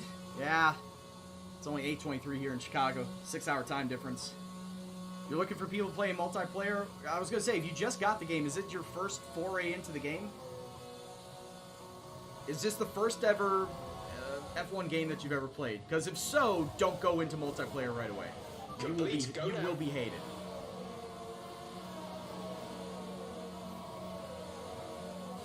That was our last stop.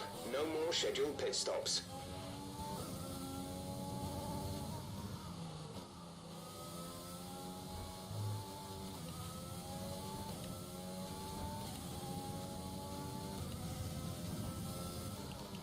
Hope everyone is doing well.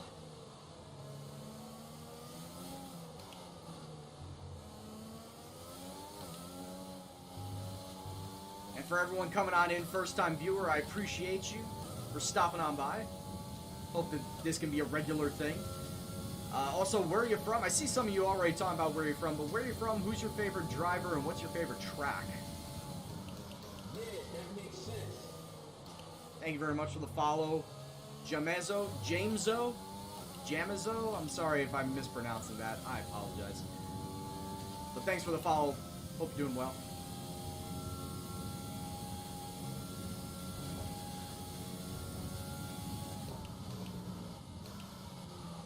New York, Lewis, and Spa. I agree with you on Spa. Spa's a really good track. Spa's very picturesque.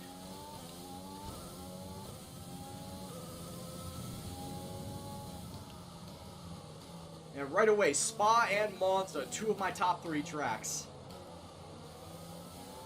You're going to be on my good side if you say that's what your favorite track is, but you don't have to suck up to me. Daniel Ricciardo. Hey! A fellow Danny Rick fan. Considering that Kimmy might be retiring very, very soon, I'm going to switch my allegiances to Daniel Ricciardo thanks to Drive to Survive.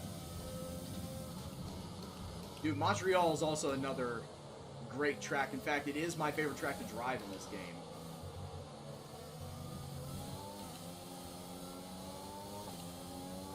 Which, unfortunately, you missed that because we did that earlier this stream.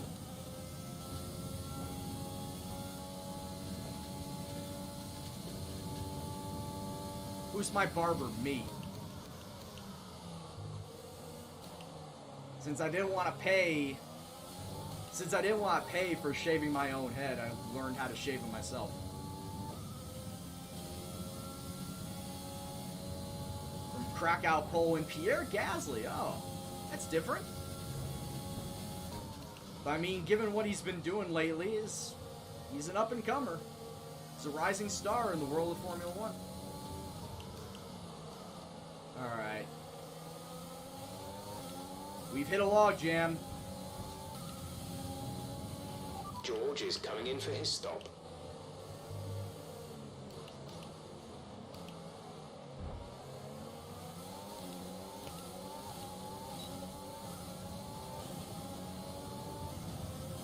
Kimi Räikkönen, Istanbul Park.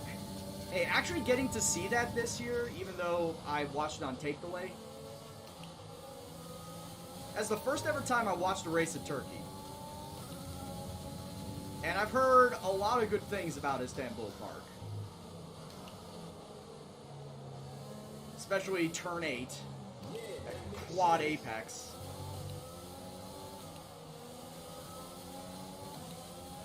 The rain is a few laps out yet, but it is coming. Be careful. Kenny, thank you very much for the follow, dude. Hope you're doing well. What wheel do I have? A Logitech G923. Which, honestly, I do not recommend. I would honestly say go get the G29 instead. Will I be watching Bahrain today? Man, it starts, like, what, 7 o'clock Chicago time? 7 a.m. Chicago time? I'd have to force myself up if I wanted to watch it. And that's the thing, I'm not that big of an F1 guy. You wouldn't know it because I'm playing the game. I just love racing games. Admittedly, I don't watch F1. You're going to say, but you're an American, so you must watch NASCAR. I don't. I don't watch NASCAR. I don't watch IndyCar. I just love racing games. Admittedly, though, after starting playing this game back in April, I have started to watch as the season has gone on, but I wouldn't say I'm all-knowing when it comes to this, when it comes to Formula One. I'm still learning. I'm still learning the current, I'm still learning the history of Formula One.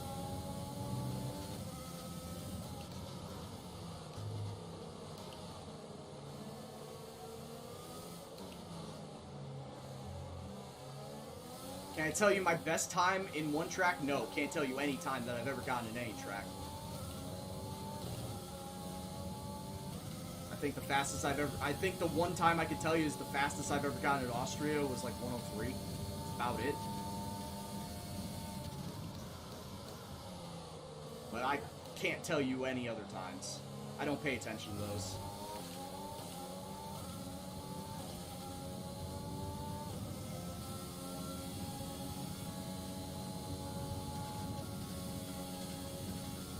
Well, as much as I love Logitech products, because I have two Logitech webcams that I'm staring at right now. I have a Logitech G-Series mouse.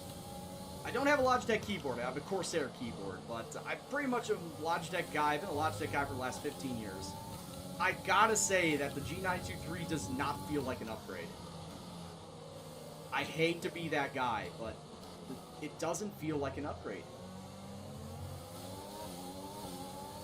Have I ever driven Donington Park on iRacing? A couple of times, yes, but I'm not enough that I'm familiar with the track that I can know every single turn. I have all the content on iRacing. Do I race it all? No. But do I have it all? Yes.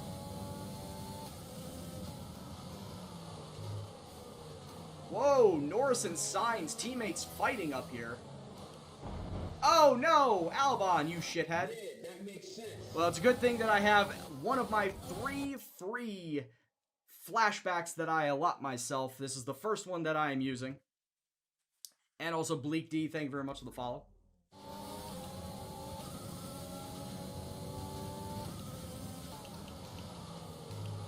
Alright, so that is flashback number 1. I've got 2 left in my arsenal to use.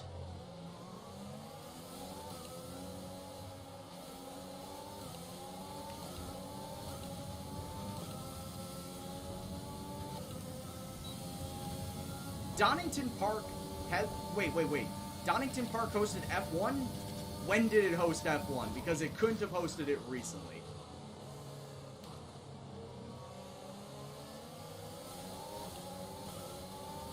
Oh yeah, we're doing some real Prince of Persia shit right here.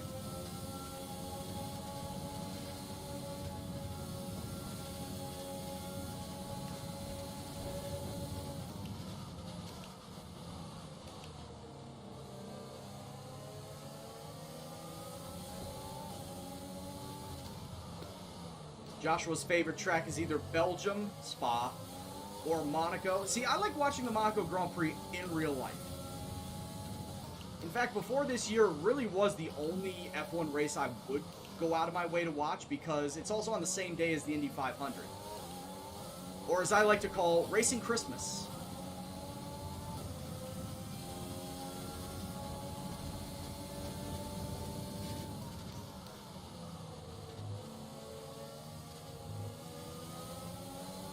Alright, so it is very clear I am not going to be leading this race when the rain comes down, as I had expected.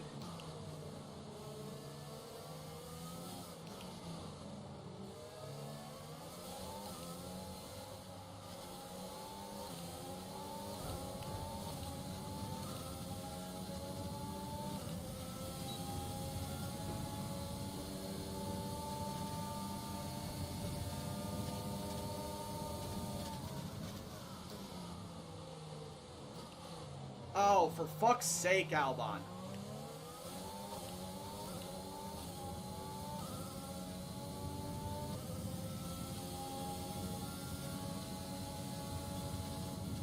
Alright, they did say the rain was going to be coming down. It actually looks like it's going to be coming down a lot earlier than expected. Weather report. Weather report. We don't think it's going to stay dry for much longer. The rain could come at any moment. Watch out, dries seem like the best tyre for now. As I may mention, it is supposed to be a monsoon. It is supposed to be a monsoon when the rain comes.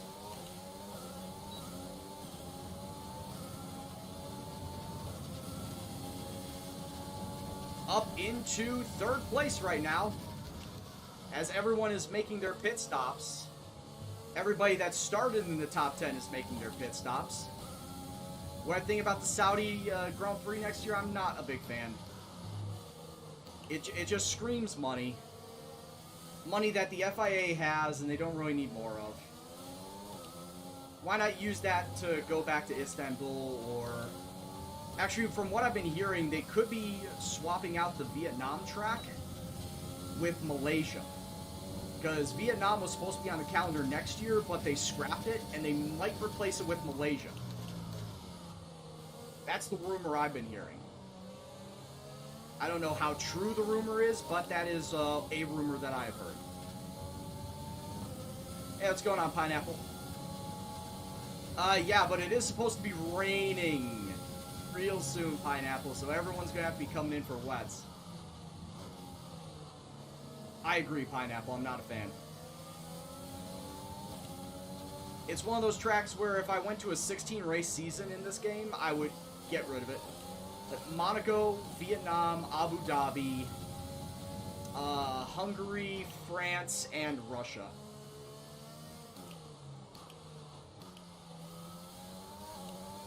Yes, I would in fact be getting rid of a track that I am... two tracks that I am most successful on. Absolutely.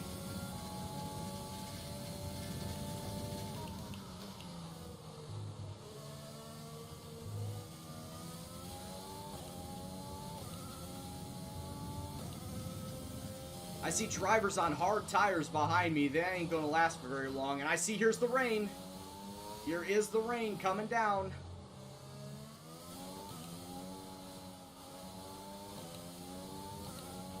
Okay, be careful on those slicks. These conditions are making the line a bit greasy, but we're still nowhere near the changeover point.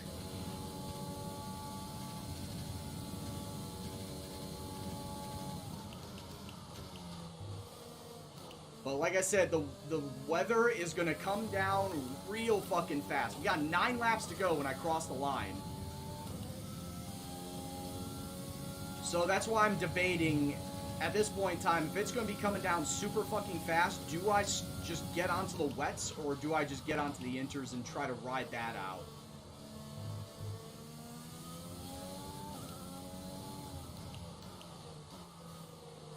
Man, I really fucking wish that there wasn't any Conditions are rain. going to keep deteriorating for 10 minutes at least. Man, I really wish that there was no fucking rain.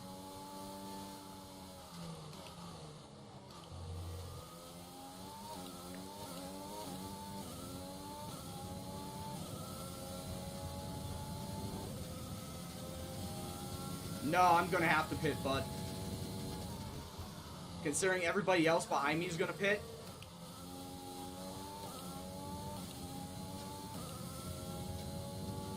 Alright, so we got 9 laps to go.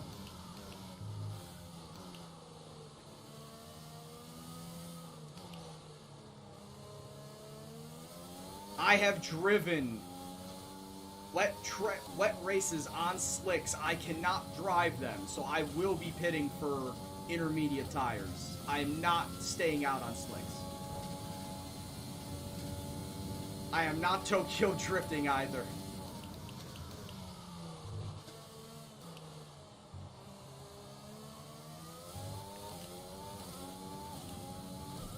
Also, I have Lewis Hamilton behind me.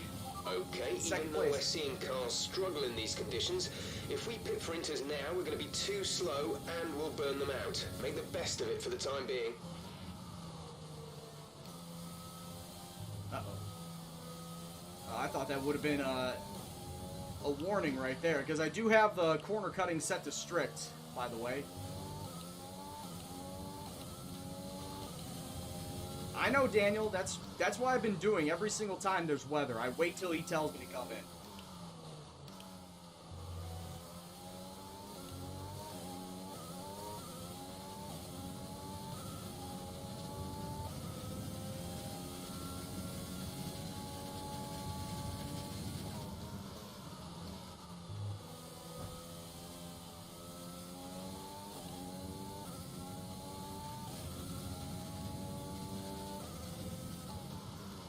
Oh yeah, given how fast that the Mercedes is in this game, and this is Season 3, they had to have built it out like immensely.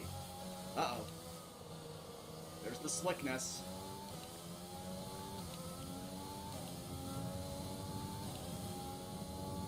There's the slickness I was talking about.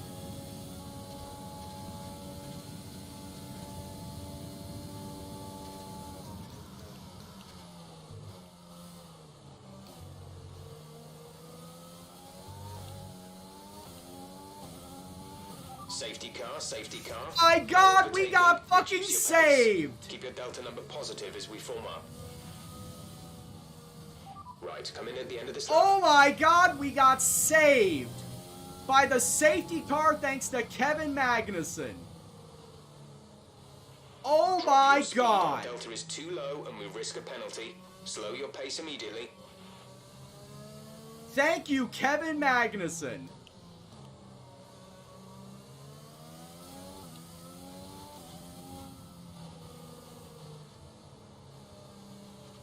And we are coming in to pit for intermediates automatically. Automatically coming in for inters. Nobody else is coming in.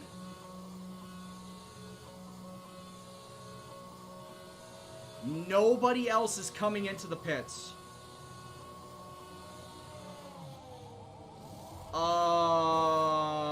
Release, release. Okay, a few are. A few actually are, but Nobody was coming into the pits.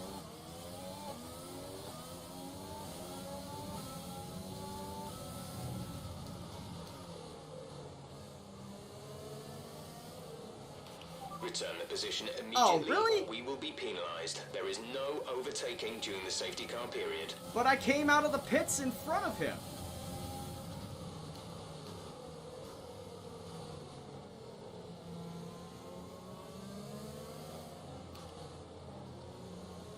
I came out of the pits in front of Leclerc. What the hell?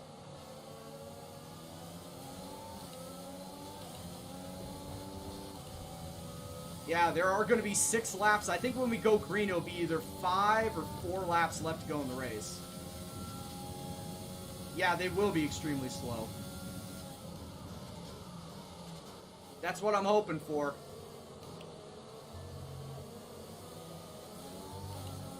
I mean, it was supposed to be a downpour. This track is not going to be dry by race end. This track is not going to be dry by race end. No way, no how. Oh, I should. Honestly, I'm not getting my hopes up because the AI loves to do AI things. Like, drive with the fucking wheels planted to the ground in wet conditions. But, you're right, I am setting myself up for a very nice result. Potentially a win.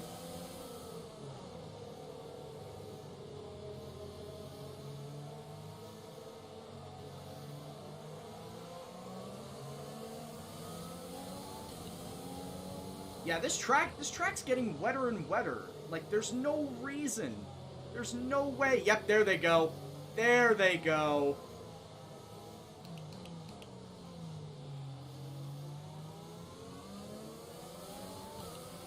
George is in the pits. George in the pits. There they go. That's what we were thinking about. Bottas is on hards, though.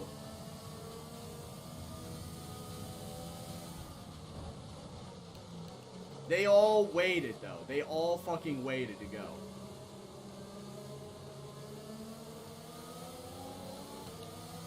But look at this. Bottas is on hards. Vettel and Albon are still on mediums. Uh-oh. How many wins? This would be my second win, and guess what? Both of them would be at France. God damn it. Did not mean to do that.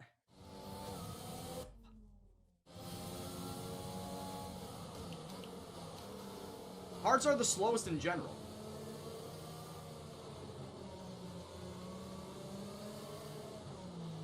Yeah, I know. Because that would have been a 5-second penalty, and I'm not taking that.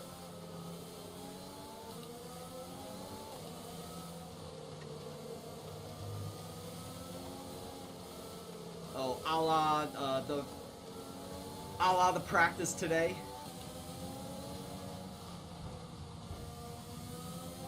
Safety car spin out, yeah. Crashing under the safety car in a Williams? Hey, my name must be George Russell, apparently.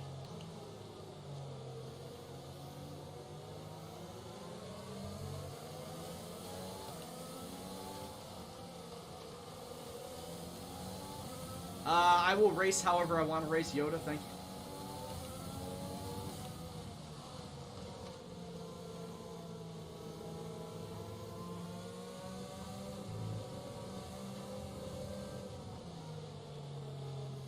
Yeah, I think Ericsson hit us. Oh, Ericsson definitely hit George Russell at Imola. And there was no doubt in my mind that that happened. Okay, is the safety car coming in yet, or no? I guess not. Burka Yos Cure. The rain's getting Burka worse. Yos Cure. Be very careful. However you pronounce it. Thank you very much, dude. Okay, let's get ready to Hope go you're doing racing well. again. Hope you enjoy the stream. Safety car is in this lap. When the field accelerates, remember, there is no overtaking until the green flags. Oh Safety shit, car Bottas is this coming lap. in. Oh, we're gonna be leading with 5 to go. And we're off and racing. Green flag. And I gotta hold on to the lead for 5 laps.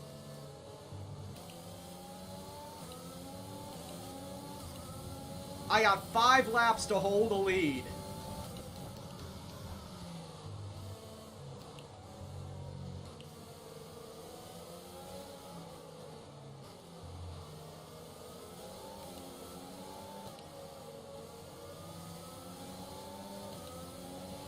Okay, the stewards have now disabled DRS. DRS is now disabled. Called it right, and here comes Sergio. Oh my god, Sergio's got pace.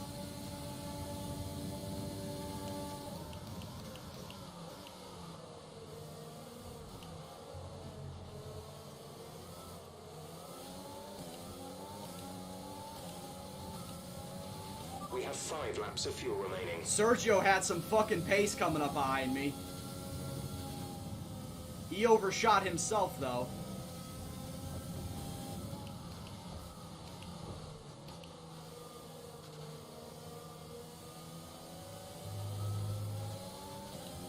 I know, I just need to focus on my racing.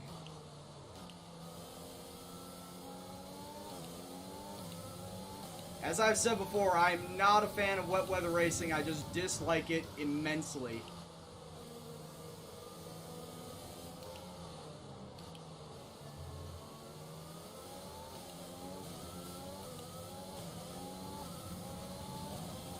Daniel Ricciardo coming into the pit. He must have forgot the pit.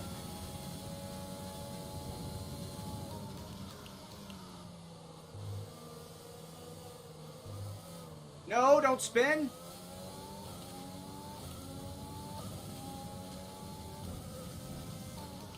I have no idea. Fucking themselves.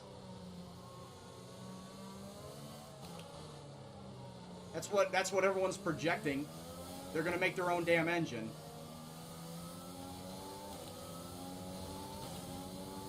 Next year it should still be Honda though, right? Next year the engine should still be Honda. They're under contract for next year. Afterwards, the Red Bull's talking about making their own engine.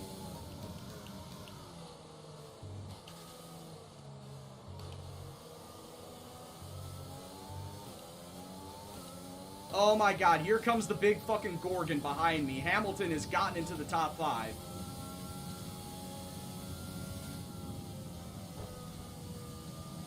Here comes the fucking Jotun, the frost giant. Oh, stay on the track.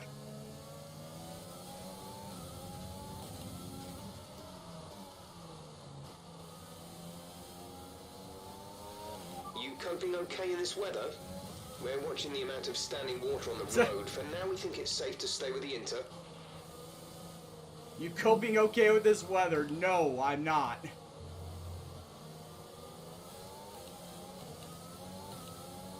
It is safe to say I am not coping with this weather. Alright, 3 laps to go.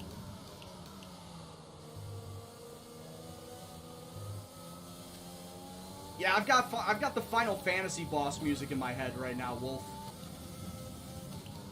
If I'm going to be honest with you, I've got, Those Who Fight Further going on in my head.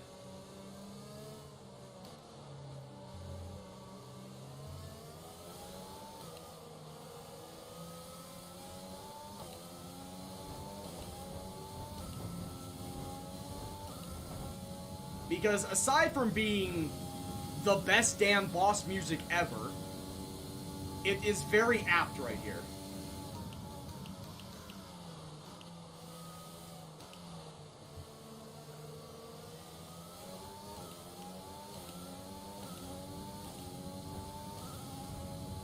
Final Fantasy VII, Those Who Fight Further, Wolfgamer. Oh, that was bad. See, that's the thing. I'm looking at the timing tower. I know I shouldn't, but Perez just keeps dropping back.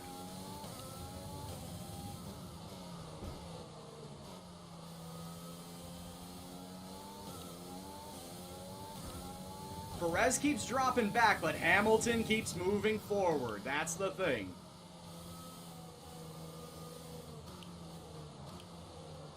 Oh, you're talking final boss music. There's 3 laps of fuel remaining. 3 laps of fuel remaining, but there are 2 laps left to go in this race.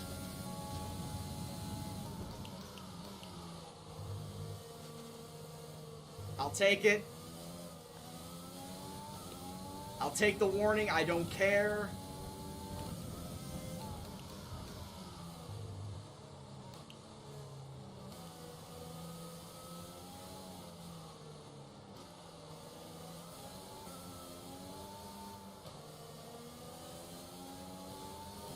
Just trying to hold on. I mean, why do my wins and my potential wins here have to be at tracks I just don't like? I don't like the flow of this track. I just sincerely just do not like the flow of France. Yet between 2019 and 2020, the games in F1, I've gotten my most wins from France. And my second most wins have come from Russia, and I don't like Russia's flow either. Why do I win on the tracks that I don't like? Actually, going by that logic, I should be picking up wins from Monaco, but... oh, Monaco sucks. Thank you very much for the follow, Mr. Delta Lap. Hope you're doing well. Hope you enjoy the rest of this stream. We're coming down to it. The white flag is almost in the air.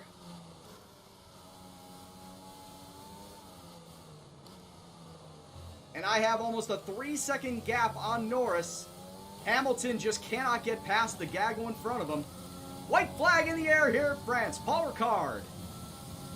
Gendo in the lead by 2.5 seconds. Looking to bring it on home for his second win in his career.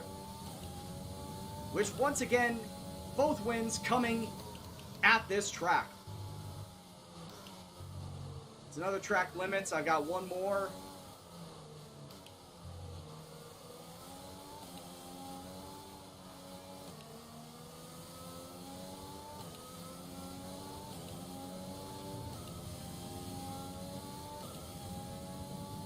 I'm okay with Baku.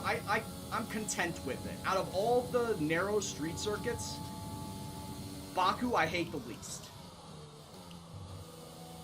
Like, as far as likability rating, for me, it's Baku, Singapore, Vietnam, Monaco. Or, sorry, Monaco, Vietnam. I don't know. I hate them both.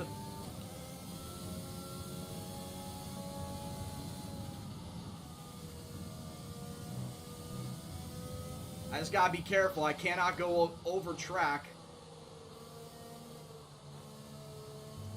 I just need to ease it in. I have no more flashbacks. I'm on the precipice of getting an off-track 3-second penalty.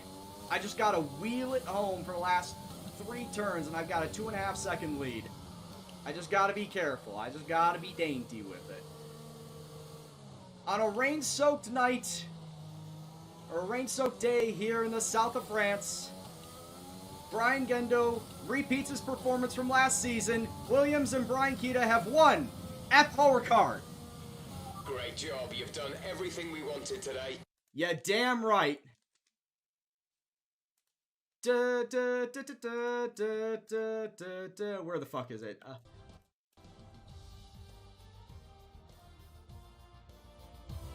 There Another we go. superb French Grand Prix comes to an end, and it's a thoroughly deserved victory. Anthony Davidson, what helped them deliver this result, do you think? Well, keeping their tyre temperatures up in the tricky wet conditions was really That's the important. strat, Will. You It's gotta not go like soft grip out there medium at if the you're best in the of bottom times. 10. It's 10 times worse. That's if you're out there apparently in the cold strat. tyres.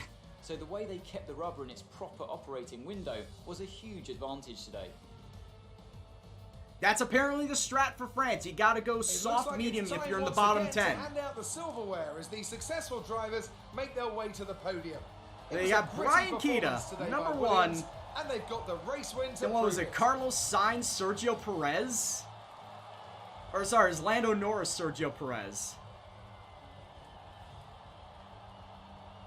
Does anyone know who Paul Ricard was? I'm pretty sure he was a French racer. Paul Ricard had to have been a French racer to get his name on there.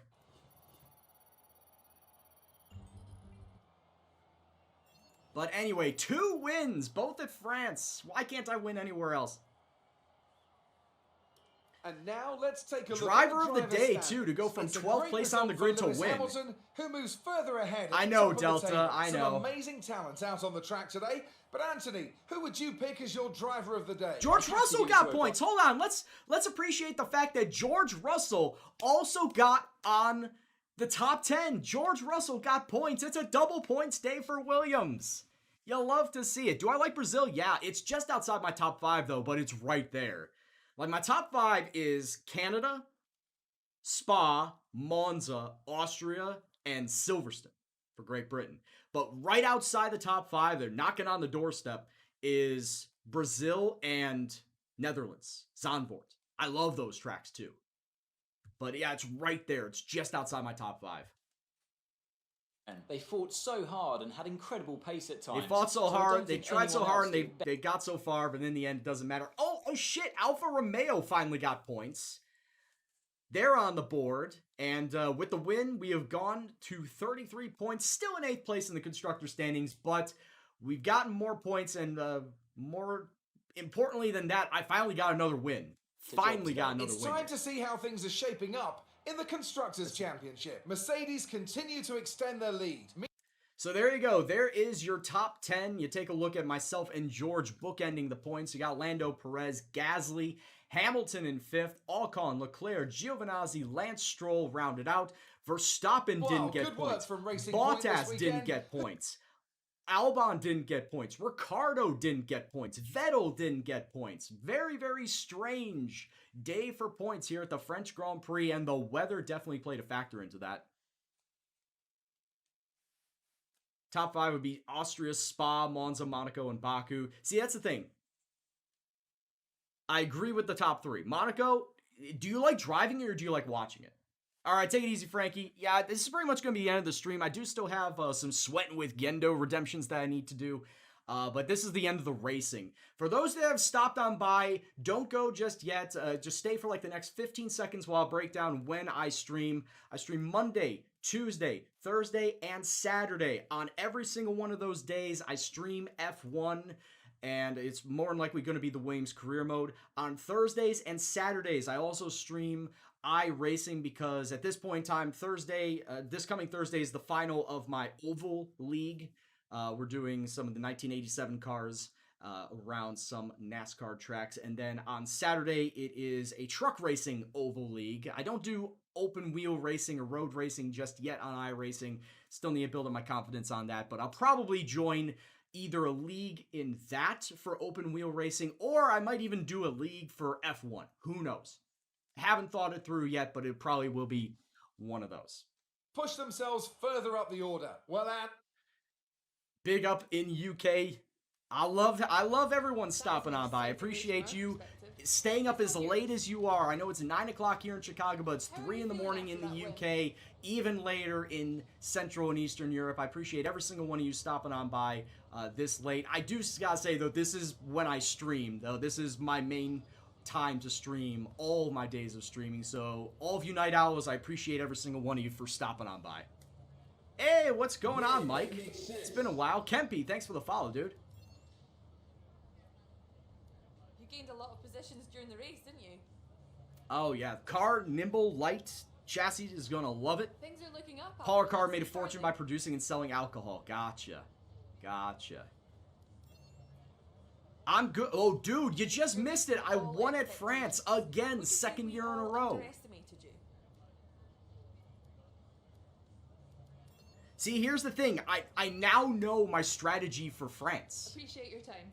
We officially know what my strategy for France is now if I don't qualify top 10. It's go soft medium, because everybody else is either going to go medium hard in a dry setting, by the way, not worrying about the wet stuff, but in a normal dry race, if I start bottom 10 and I go soft medium, that is almost guaranteed to get me points, if not push up to a top 5. And as you can see here, I've gotten 2 straight wins with it, because the back half is always going to go medium hard, and the front 10 are always going to do a 2-stop strategy of either soft medium or soft medium.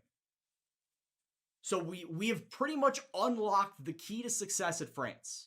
And that is, if you're starting back half, soft medium will get you to glory.